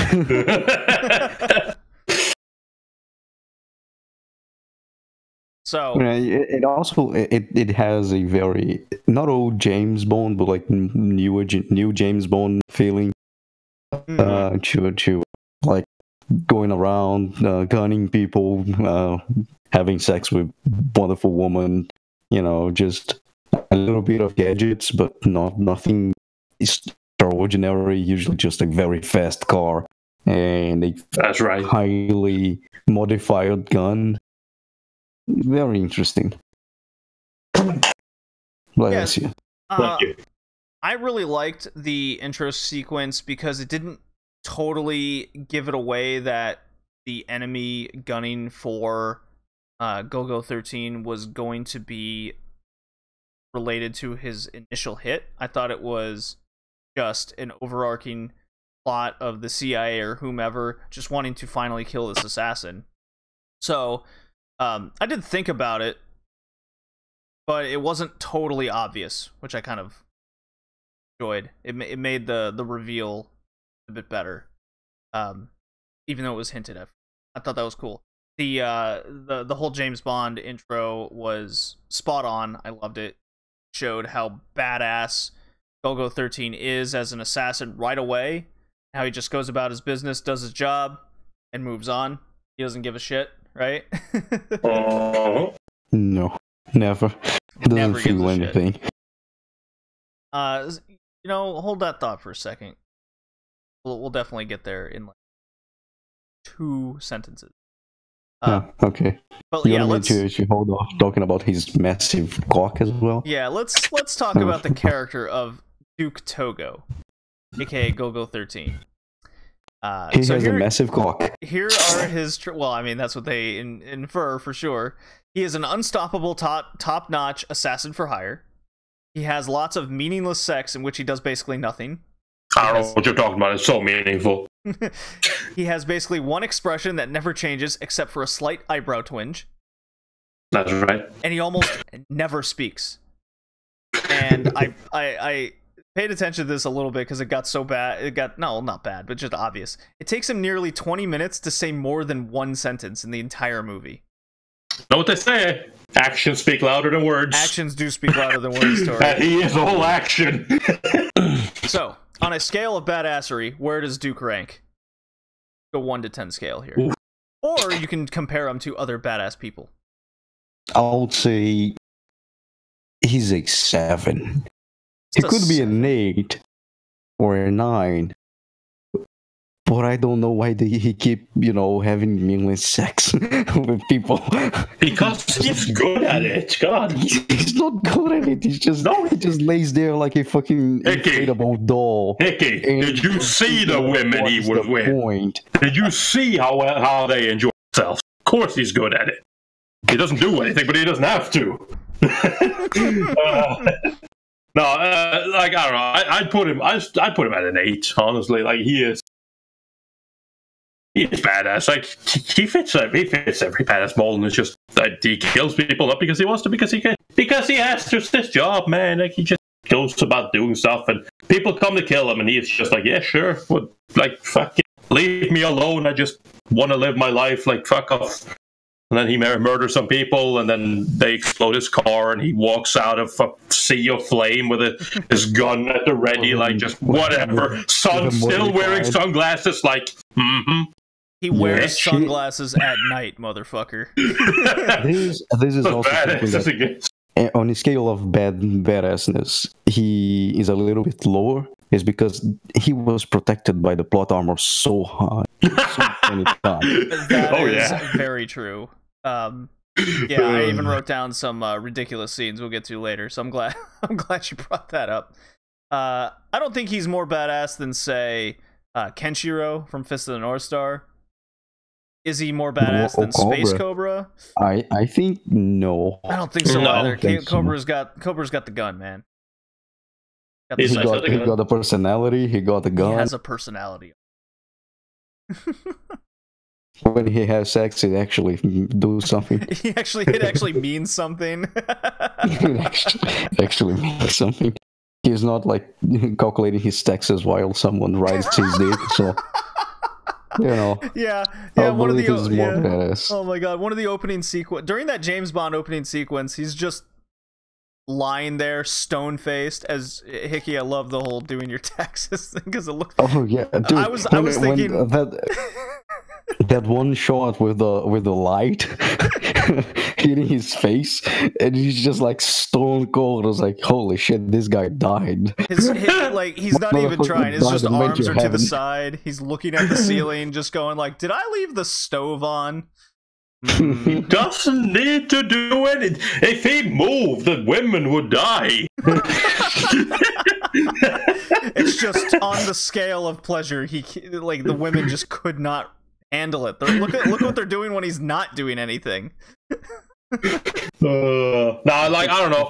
See, here's the thing. Okay, Cobra, he has sex for himself.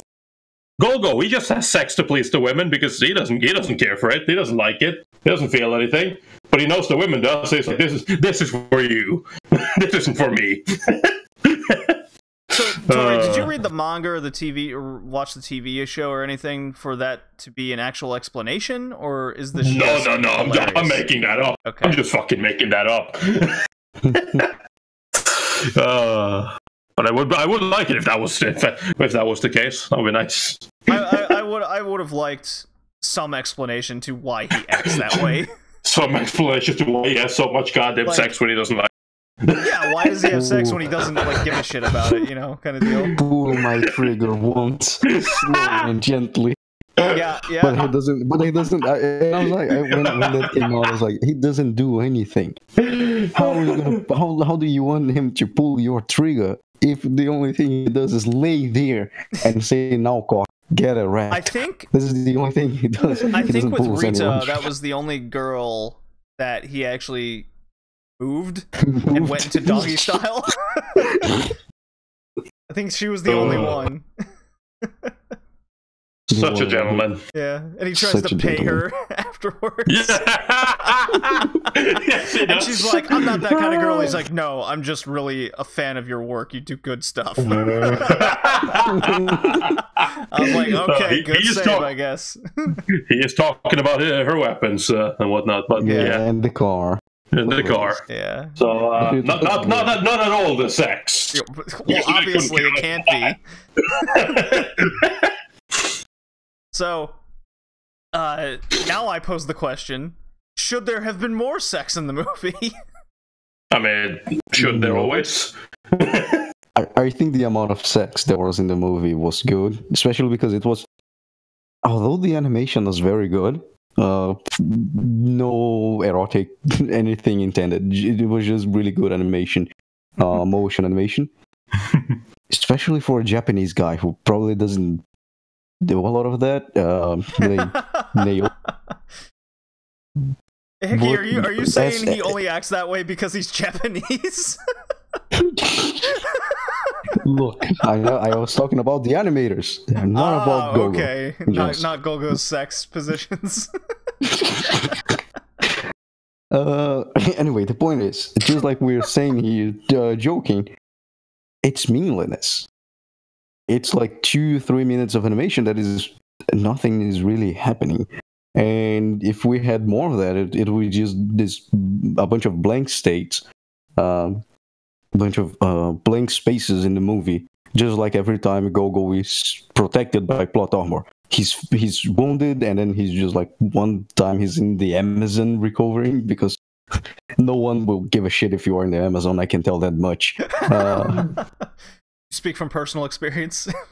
By personal experience, if you wanna, just disappear, go to the Amazon. No one will bother you there. But then, like, it's just that. It will be just meaningless. It will be just pieces of animation that could be used by some action scene, some dialogue, which is also hard in this movie because it doesn't say there isn't anything. Any. They just talk at him the whole time. Yeah. Some kind of explanation, more action. It would be just meaningless sex.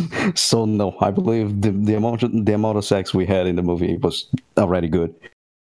Yeah, there was four sex scenes in the movie. Very uncomfortable fourth one, which it definitely set the scene for how crazy the villains are in this movie, and how satisfying it was to see them meet their ultimate fate, I think. Or do you think the rape scene was going too far? No, I don't believe it was going too far. And arrest him. No, like, I mean, obviously, there's always a problem. You know, depicting rape and whatnot is like what's going too far, what's not going too far.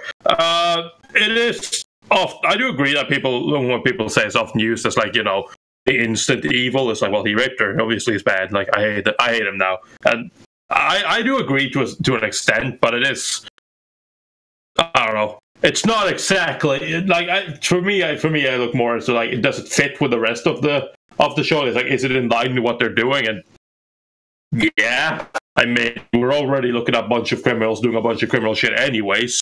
Why shouldn't rape be on the table? They've done much worse than that, technically. Oh, you're definitely not wrong, Tori. I thought it brought even more character to that particular assassin, personally, because they kind of hinted that that's how he rolls. And you're just like, I don't know. Then he finally goes through. He goes, I will do the job if you give me the girl.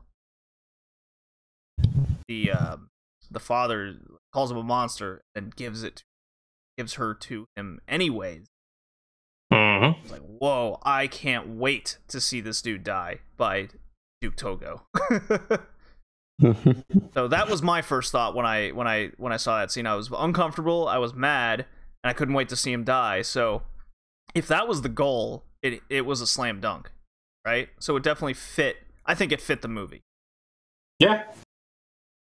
Imagine if he lived. So I think one of my bigger problems in the movie was the fact that we know basically nothing about Duke or his team in general. We just get this quick little introduction, and then the movie just goes through the motions. Yeah, I mean, it's an action movie at the end of the day. I was definitely entertained. There's no doubt about that. I just wish there was more to it. So maybe in the TV show, I'll get a lot more of that, which hindsight, 83 to fucking 2008, that's a long gap to get what you want, right? Yeah. Well, I mean, I've read the manga, and I think they explain lightly who he's like. Like I said, I know he's Japanese because they mention it in the manga. They mentioned the movie too. The woman who like runs the mob. She goes, "I've never had a Japanese man, met one or whatever." Yep, that is correct. Damn. So yeah, there are hints there, but it is. I don't know. Like, the problem I have is just like kind of the way Golgo is, the way Golgo 13 is, the way the movie is. It's like, it's fine for what it is, because it is ultimately at the end of the day just like, an action movie, a turn off your brain. Like, I feel like if it tries to start like explaining and giving reason to everything, I feel like it stops being Golgo and tries to be something else. Right? Because to put it as rudely as possible, I don't think Golgo is a good story, and I don't think it could be a good story. I think it would be a very lame story. But it is goddamn badass, and it does wonders as just a dumb action movie. Yes. It's a very simple story. It's the cases of the assassin man. I think in the manga they say something about he was trained, and then like they kind of mess up with his head using drugs, something like that. If I remember correctly, that's why he's like that. He was just like kind of brainwashed. Duke is? Yes. Okay. Yeah, I that's mean, why like he doesn't have any emotions and things like that. It's because they brainwashed him to be like that. Yeah, something like that. I mean, it could have been a simple sentence with one of his team members. Because one of his team members that takes him to the Amazon, he there's a funny scene where Duke goes off to like Miami to heal, or goes off in the Amazon to heal, or whatever it might be, and then as he's looking at Duke go off in the distance, he goes, "That man's scared." I've never seen him scared before. I was like, he didn't look like anything. He just went off on the boat. His eyebrow twitched. His eyebrow twitched a little bit. Oh man, that dude's scared. That's right. The Brazilians can smell the fear. I really liked Duke's team that he had, who he interacts with, who gives him the jobs, who makes the weapons. Rita was awesome. She was my favorite. And even the guys that helps him out get information, they were immediately established characters, and they served a very, I think it was a little too quick purpose, but it was a 90-minute movie. But each scene with them definitely hit harder than the last. You know? And then they probably got rid of it. What did you guys think of the team that surrounded Duke? I don't know why that stood out to me so much. Yeah, I don't either. They're fairly basic. They are there to do their job, and they do. They get rid of them. Kind of that typical action movie things. Like you serve your, once you've served your purpose, you're gone. So just might as well just fucking kill them off. The movie does have balls, is for sure. So does Duke. Duke does have balls. Duke. Massive balls. Massive balls to match his massive penis. But yeah, no, I mean, the team are just tools. They're like script tools. They're there for their job. They do their job well, and then they just, like Todd said, they're just killed off. That is a trend in this movie. The second job, like he gets with the priest, guys like this. You know, my family is a mafia family, and everyone is dying because of that. Now I want you to kill the survivors so everything can end. And he's like, all right, I'm gonna do that. And the priest just gets a Walter and shoots himself in the head. You know, his only purpose was to set the plot in motion, and then he kills himself. Yep. Well, that one made a lot of sense to me. You know, nothing seemed convoluted in this movie at all, which was quite refreshing. No. By the contrary, it's a very simple story, and it's very hard to be convoluted when your story is simple. That's why you should always you should always think, and you should always thrive to get simple stories. And this show is very simple. Most of the characters, they're just there for a sole purpose. That's why you have major characters. You have a lot of characters as well in the bad side as well. You know, you have the big bad guy, which is the president of the company. You have the CIA, the corrupted CIA agent, I think it's CIA, NSA, and FBI head commanders. They're just corrupted. They were bribed to try to kill Golgo 13. So yeah. Mm-hmm. So speaking of villains, there's 3 in particular that stand out besides the corrupted American government doing the bidding for an oil tycoon, which is quite funny. The assassin Snake, whom we mentioned earlier, not naming, but he was the assassin sent by, I believe, the CIA, who the CIA recruited to kill Golgo 13. He's got no teeth. He's tall and lanky. He slithers. He makes even little hissing sounds. He's got creepy yellow eyes like a snake would have, and he wants to rape women. It's his MO. So, what did we think about him? I hated this dude. I couldn't wait to see him die. Yeah, I mean, for a while he is kind of just established as a, dangerous guy who no one really seems to be able to control at all. Mm-hmm. And then he just goes out of his way to rape someone, and then He was kind of like, yeah, this man's a bad man. It's like, no shit.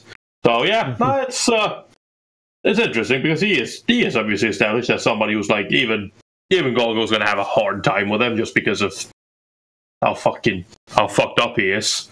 And yeah, I thought it was right. I thought it was good that when the CIA, I think, when they first attacked Golgo, they managed to injure him, and then when Snake's introduced, he just kills them all easily in 2 seconds. That immediately established kind of the pyramid of strength. You knew he was going to be a big deal when they faced off against each other. I thought was cool. Mm-hmm. Yeah. Yeah, and the face-off, the final battle was in the elevator was really, really good. That was cool. I really liked it. I was anticipating for a long time those two finally duking it out.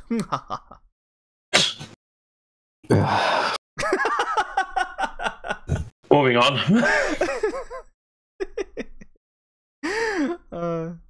So what do we think of the other villain, twins, Gold and Silver? They were the ones that survived the free-for-all jungle battle to the death. Kind of deal. They were very underplayed by the plot armor. That's all I have to say, seriously. Yeah. Because, the first one, Golgo fights is Snake, and it's a big battle. Golgo gets stabbed, he's bleeding, he's, all fucked up, and then he encounters Gold and Silver, which are like this. They are so crazy that if they see you as a enemy, they will just kill you.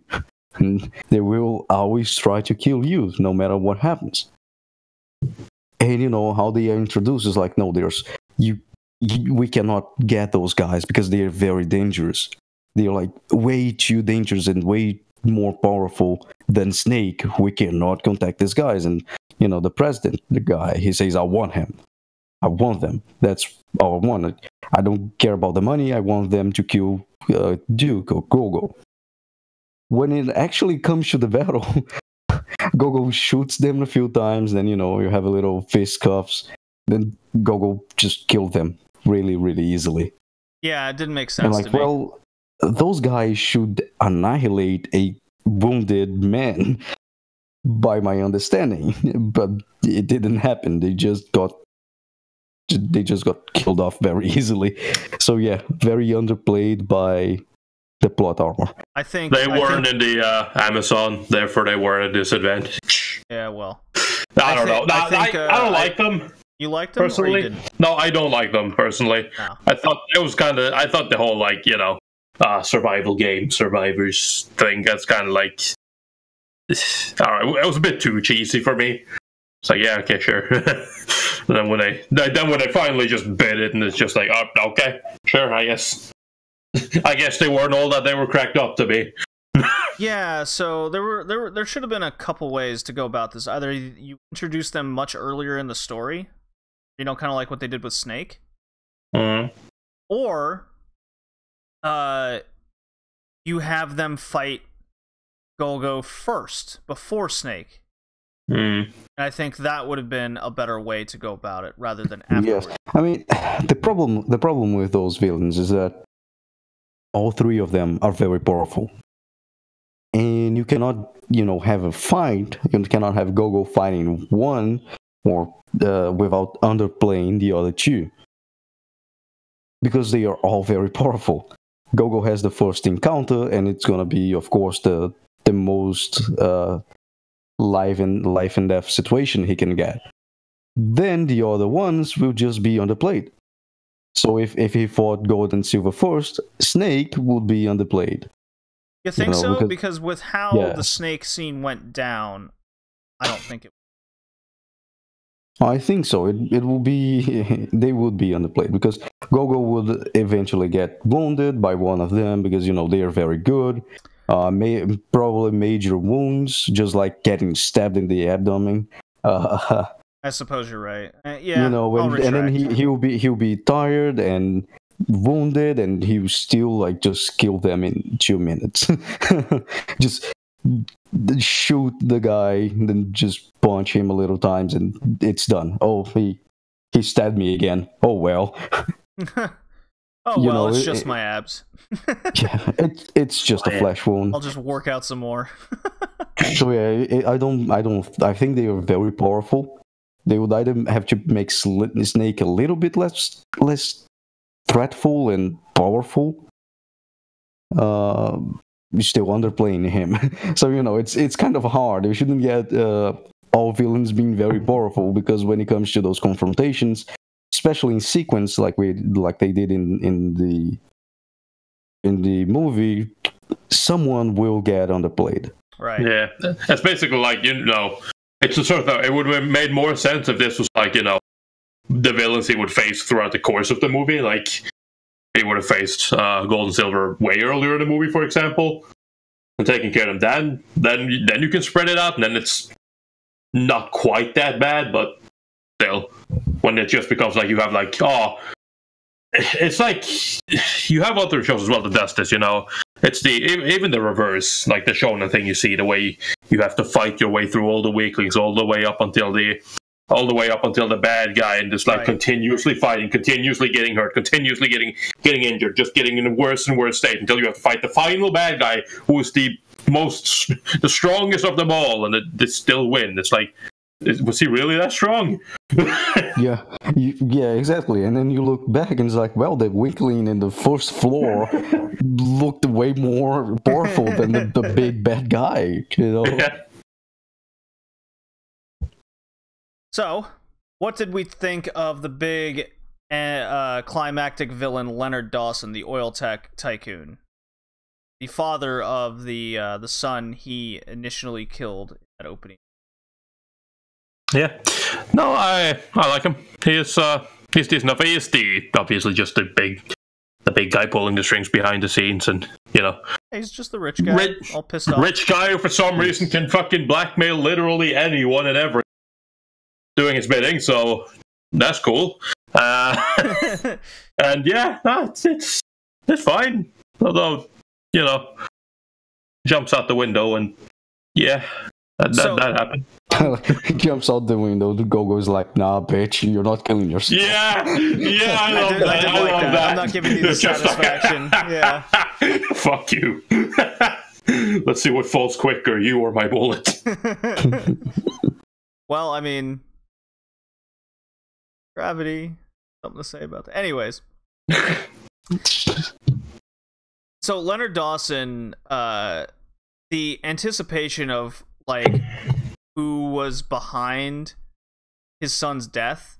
I don't know about you guys, but I was thinking Leonard Dawson killed his own son. Like, he was the one that hired him because he didn't want to give up his own empire. Kid. Yeah. Then he went a little crazy. That's what I was thinking throughout the whole movie. Yeah, something along those lines. Yeah, because there's no reason to kill the son. Did you guys think his son committed suicide at any point? If he did, that was fucking elaborate ass ruse. So no, not really. Well, his son did commit suicide. Well, no, I know, but that's what I mean. Like, it was such an elaborate ruse that it's like suicide was not in my thoughts when I saw it. It's just like when that came up, that was just like, oh, really? Like that is one fucking elaborate ruse to commit suicide. But all right. Yeah, I didn't really care for it too much. I thought what was in my head with either the wife killed him or Leonard Dawson hired Golgo. Maybe it was the secret CIA plot to try and get rid of Dawson instead, or whatever it might be. So that was, yeah, that last little two tidbits with Gold and Silver and the Dawson reveal. I didn't totally hate it. It was just very underwhelming. It's kind of like your girl who leapt through time reaction to the twist. Yeah. Anybody else have any thoughts? It was an elaborate ruse. Alright. So some ridiculous scenes. I wrote down kind of a top 4 here. I don't know if you have any more to add, but I'll just go through a couple of them. Through the multiple buildings sniper shot. That is just beautiful, though. I love shit like that. Like, it's so dope. I love it. We got him surrounded. We've picked all of the possible buildings where he can take this guy out. And the manga, Forget that one back there. It is more ridiculous than that. Of course it is. Like, in the manga, like, he needs to kill the guy who's in the building. And the police is like, the police knows he's gonna kill the guy. So they're like, all right, he can kill the guy from this building, or that building. And they're, they're watching those buildings. The guy gets shot and dies.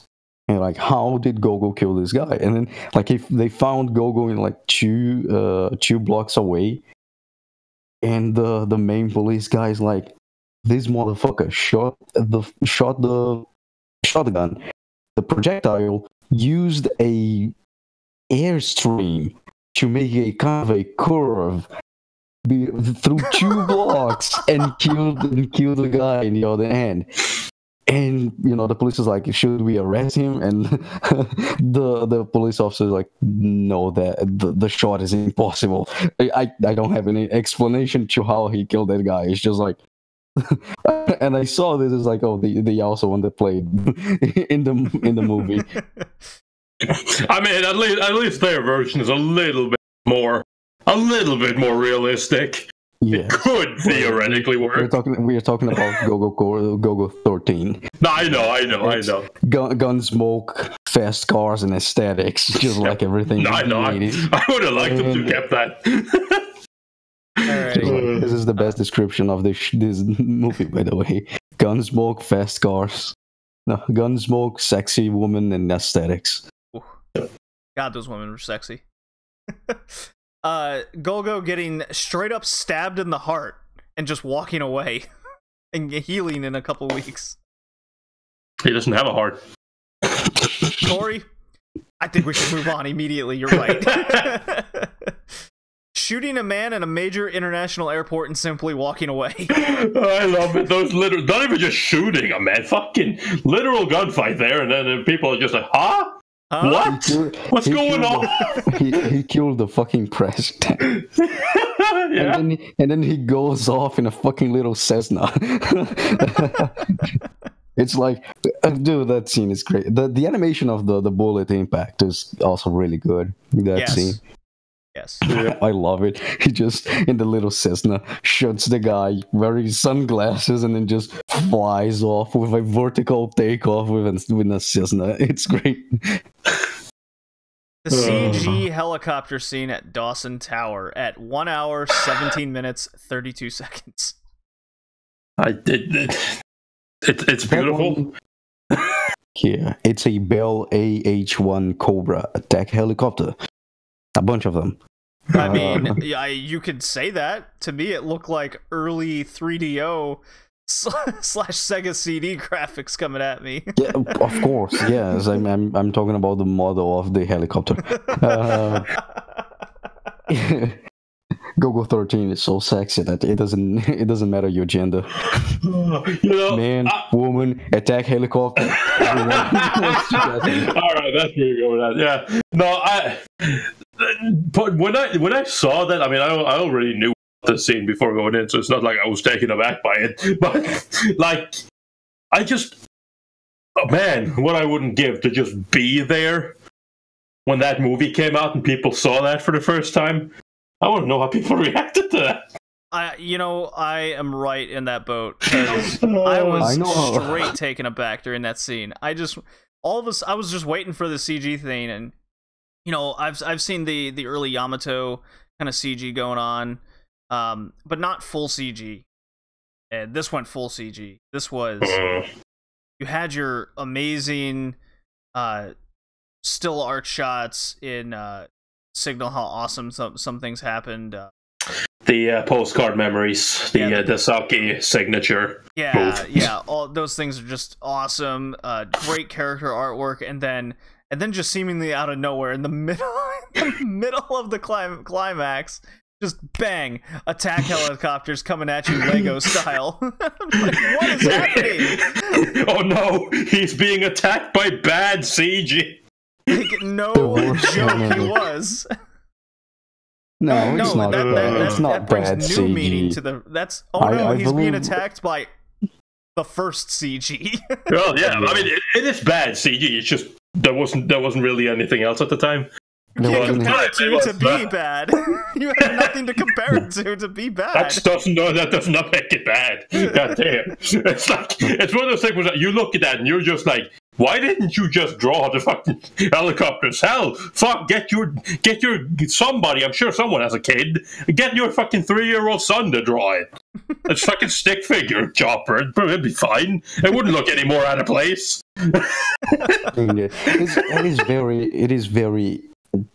It's a very interesting choice, to say the least. I try to see the good sides. It's for sure like an experiment. It's one of the first. It's one of the first, if not the first time CGI was integrated in normal anime. Oh, absolutely. But it was for a scene. It's not like we see today, where the CGI is integrated in everything. You have the like CG every action mob, scene, every robot. Every robot. You have usually sometimes the background is CG models. We talked about Shirobako. Shirobako did that. Mm-hmm. Almost everything in the scene was CG, but people don't realize it. It's because there's a few psychological tricks they use to trick you to think that it's actual drawings. Yeah, I mean, you see it now as well. The most popular thing that a lot of shows do now say, well, background characters will be CG model, and then they'll 2D draw over it. Yeah, but they'll 2D draw over it so that it looks 2D-ish, but the way they move, you can see that that's a CG model. When we see CG today, we see like when we talk about integrating CG, the modern anime, you understand the part of integrating is very highlighted. I talked about the Chika dance, which was the third ending for Kaguya-sama: Love is War, where the character is CG. Rotoscope.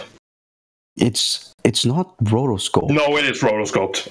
You cannot fight your way out of this one. I don't call that. No, I understand what you're saying. It's not. It's motion capture. It's not rotoscoped. No, it is rotoscoped. It's not rotoscoped. You're fighting with the guy who made the guy who made it says it's rotoscoped. That is motion capture. It is the same thing Idolmaster does when they release a new music in the app. No, it is not. They motion capture it. Then they use it. It is rotoscoped because they filmed it and he drew over it. All right then, if you say so. I'm just saying what the guy who made it said. Why they use the CG body then? Beats me. Oh no, there's CG in that. It's integrating CG. Look at that. But yeah, no, her torso is CG. Usually, sometimes the skirt will be CG and the legs as well. But yeah, when we say that, it's CG integrated in animation, it's really easy to see. But when we come to Golgo 13, that scene was interesting and weird because the CG wasn't integrated. Oh yeah. People say, "Oh, it's the first time CG was integrated in animation," but it wasn't, right? If it was integrated, we would see those elements through the movie. Or kind of minimal in the background like we see nowadays. But it was just a huge scene with CG buildings and CG attack helicopters shooting peas. I mean, obviously, at that point, no one knew how to use this stuff, and fucking it was expensive as hell, so full integration would never be possible. But Golgo 13 has a lot of interesting stuff like that. They do have the attack helicopter scene, and they do have that thing. I don't remember now. Was that the opening or was it the ending? The one with the I think it's the opening. The skeleton and the gun. They clearly model things that they use. That was at the start. Yeah. Yeah, that's the models that they use. Those are. That was beautiful. Yeah, no, those are obviously those are like real, I think, like plastic models or whatever they are. But still, it's like interesting because obviously. They used computer technology to try to integrate that in, and so like there's a lot of not a lot of, but there is some interesting, like, just like new attempts that really wasn't common in anime at that time. So they tried to break some boundaries, and then a little while later, Aki, this is how you fucking use computer animation, bitch. Yeah, it is very interesting. Usually, there's those new techniques they are tried in very not so good anime. You see it is like, oh, what is that? Of course, in Golgo 13 is a little bit jarring because it's in your face. But yeah, sometimes like when the CG mobs start appearing as well. It wasn't a huge anime that did that. It was just like a shitty one, if I'm not mistaken, and then it exploded. Same goes to Golgo 13. Yamato is... I cannot put Yamato in the shitty category because it's very good, but you have the digital animation starting in Yamato. Yeah. And yeah, it's quite interesting sometimes when we are seeing these shows from the 80s and we stop and think, holy shit, that was the beginning of something. It is so common nowadays, I don't think about it. Right? Yeah, no, for sure. That is one of the fun things about going back and watching these things, right? Because there's a lot of stuff in anime right now that you and a lot of people just take for granted because, like, it's always been there, but then really, it hasn't always been there. Yes, it is interesting, like, no one would have thought, like, oh, Golgo 13 will make a revolution in animation. It's like, it's not something you think often.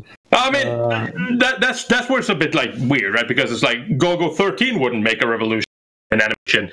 Yes, but at the same time, it's directed by Osamu Dezaki, and he has made more than one revolution in animation over his career, so, Indeed. It kind of adds up. I believe when I don't mention Osamu Dezaki is because I guess most of people have the same reaction to when we discover he made basically everything. So like you don't go in Golgo 13 thinking, oh, this is an Osamu Dezaki movie, I'm gonna enjoy it. You're like, oh shit, it's just a Japanese guy with a massive car killing people. And then you go into the fucking movie and it has a bunch of revolutionary techniques in it that we see nowadays, and that was a start. Then you look at the credits and it's like, oh, I see now. It's basically a very, very huge director which got a not so good story, and probably people said, nah, do what you want to do. And it's like, oh, this is the time, right? This is the time. I mean, yeah, no, but I mean, like, that is basically, like, I love that description. Mostly because that is Dezaki and his movies. Every time he got a movie, it was just like, it seems like they were just like, yeah, sure, just go nuts, you can do whatever. Like the Space Cobra movie, for example. Like, you think the TV show is weird? Fucking, that movie is a goddamn acid trip. It's like, it seems like he can just do whatever when he gets a movie. Alright, guys. Well, apparently, Golgo 13 has a 79% on Rotten Tomatoes. Perfect. Of course it has. It's a Japanese man with a massive cock killing people. I believe it's so massive until I've seen it. It's like if you change the nationality, you get Rumble, you get Humble, you get which more? You get Mission Impossible. You got James Bond. You just need to change the nationality of the main character. Yep. So yeah. Well, okay, guys. Before we give our scores, do want to say we still have our ongoing contest. It's ending pretty soon, where you get a free High Dive gift card provided for us by High Dive. Quite nice of them to give away to you, the listeners. All you have to do is go to Red Leaf Retrocast at BowlingJD on Twitter, find the pinned tweet, click the link, and just a couple steps after that, basically just log in, and you are entered. We have, to date, over 200 entries, with 7 different ways to enter. with 40 anime that have been suggested to us for us to review, and I won't reveal that right away, but it's a landslide pretty much. All right. Well, marking down everything nonetheless. So we've also we still have our partner up Discord, Retro Twitch. Join via @RetroTwitch.com. Just click the link, easy to do. And our network we're part of called the Anime Radicals. Go check them out. We just did a Battle Angel Alita timely review not too long. Now, with that, what are our scores over Golgo 13, the man with the massive cock, Duke Togo? the professional. Oh, I'm sorry, the professional. I get it. It's easy to get.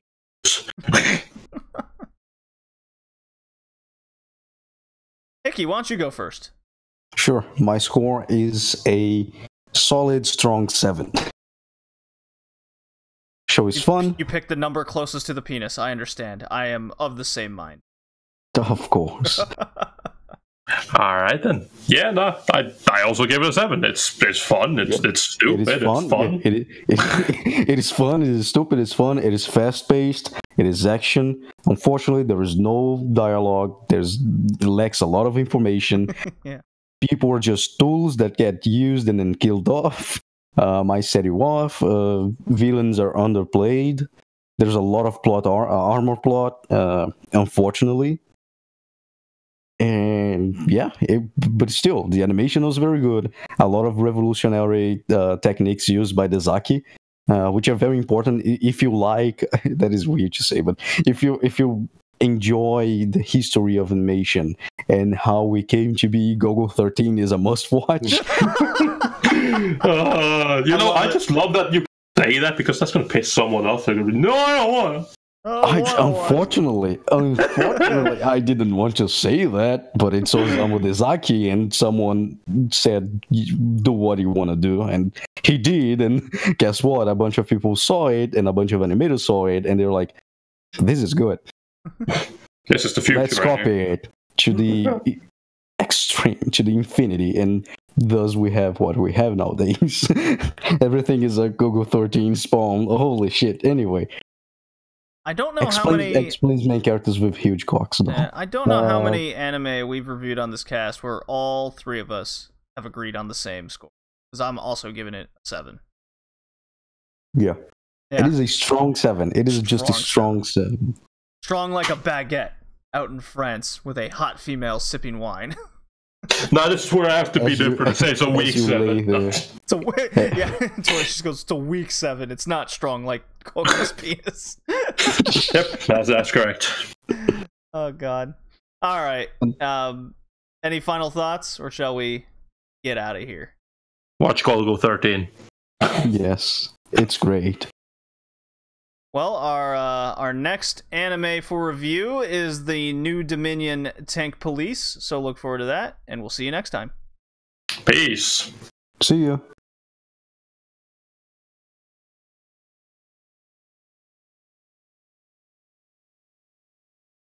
Fucking JD almost broke the terms of agreement with High Dive, and he stuttered. That was fun. Yeah, right. That is true. It was the gift card that we was given to us. Cannot say sponsored, JD. Can't say what? You cannot say sponsored. Yeah, I can't say that. You almost. You almost did. We were lucky enough to be sponsored by High Dive. I mean, no! High Dive, please! You spare my ass. I didn't mean it. High dive employees slams you in your tortures like Golgo. JD says sponsored by High Dive. Immediately in the stream, you just see fucking viewer High Dive executive. Fuck. We're sponsored by High Dive, and just a bullet comes from the window. And damn it, Golgo got me again. That's not in the terms of agreement. You fuck cannot say that. But I gotta go to the toilet. I'll be right back. Yeah, I know, I do as well. Yeah, I don't think I will come back because I need to take a shit. So I might come back. I'm not coming back either. I gotta go do afternoon things. I can't do it during the week anymore. No, that sucks. Oh well. Later, guys.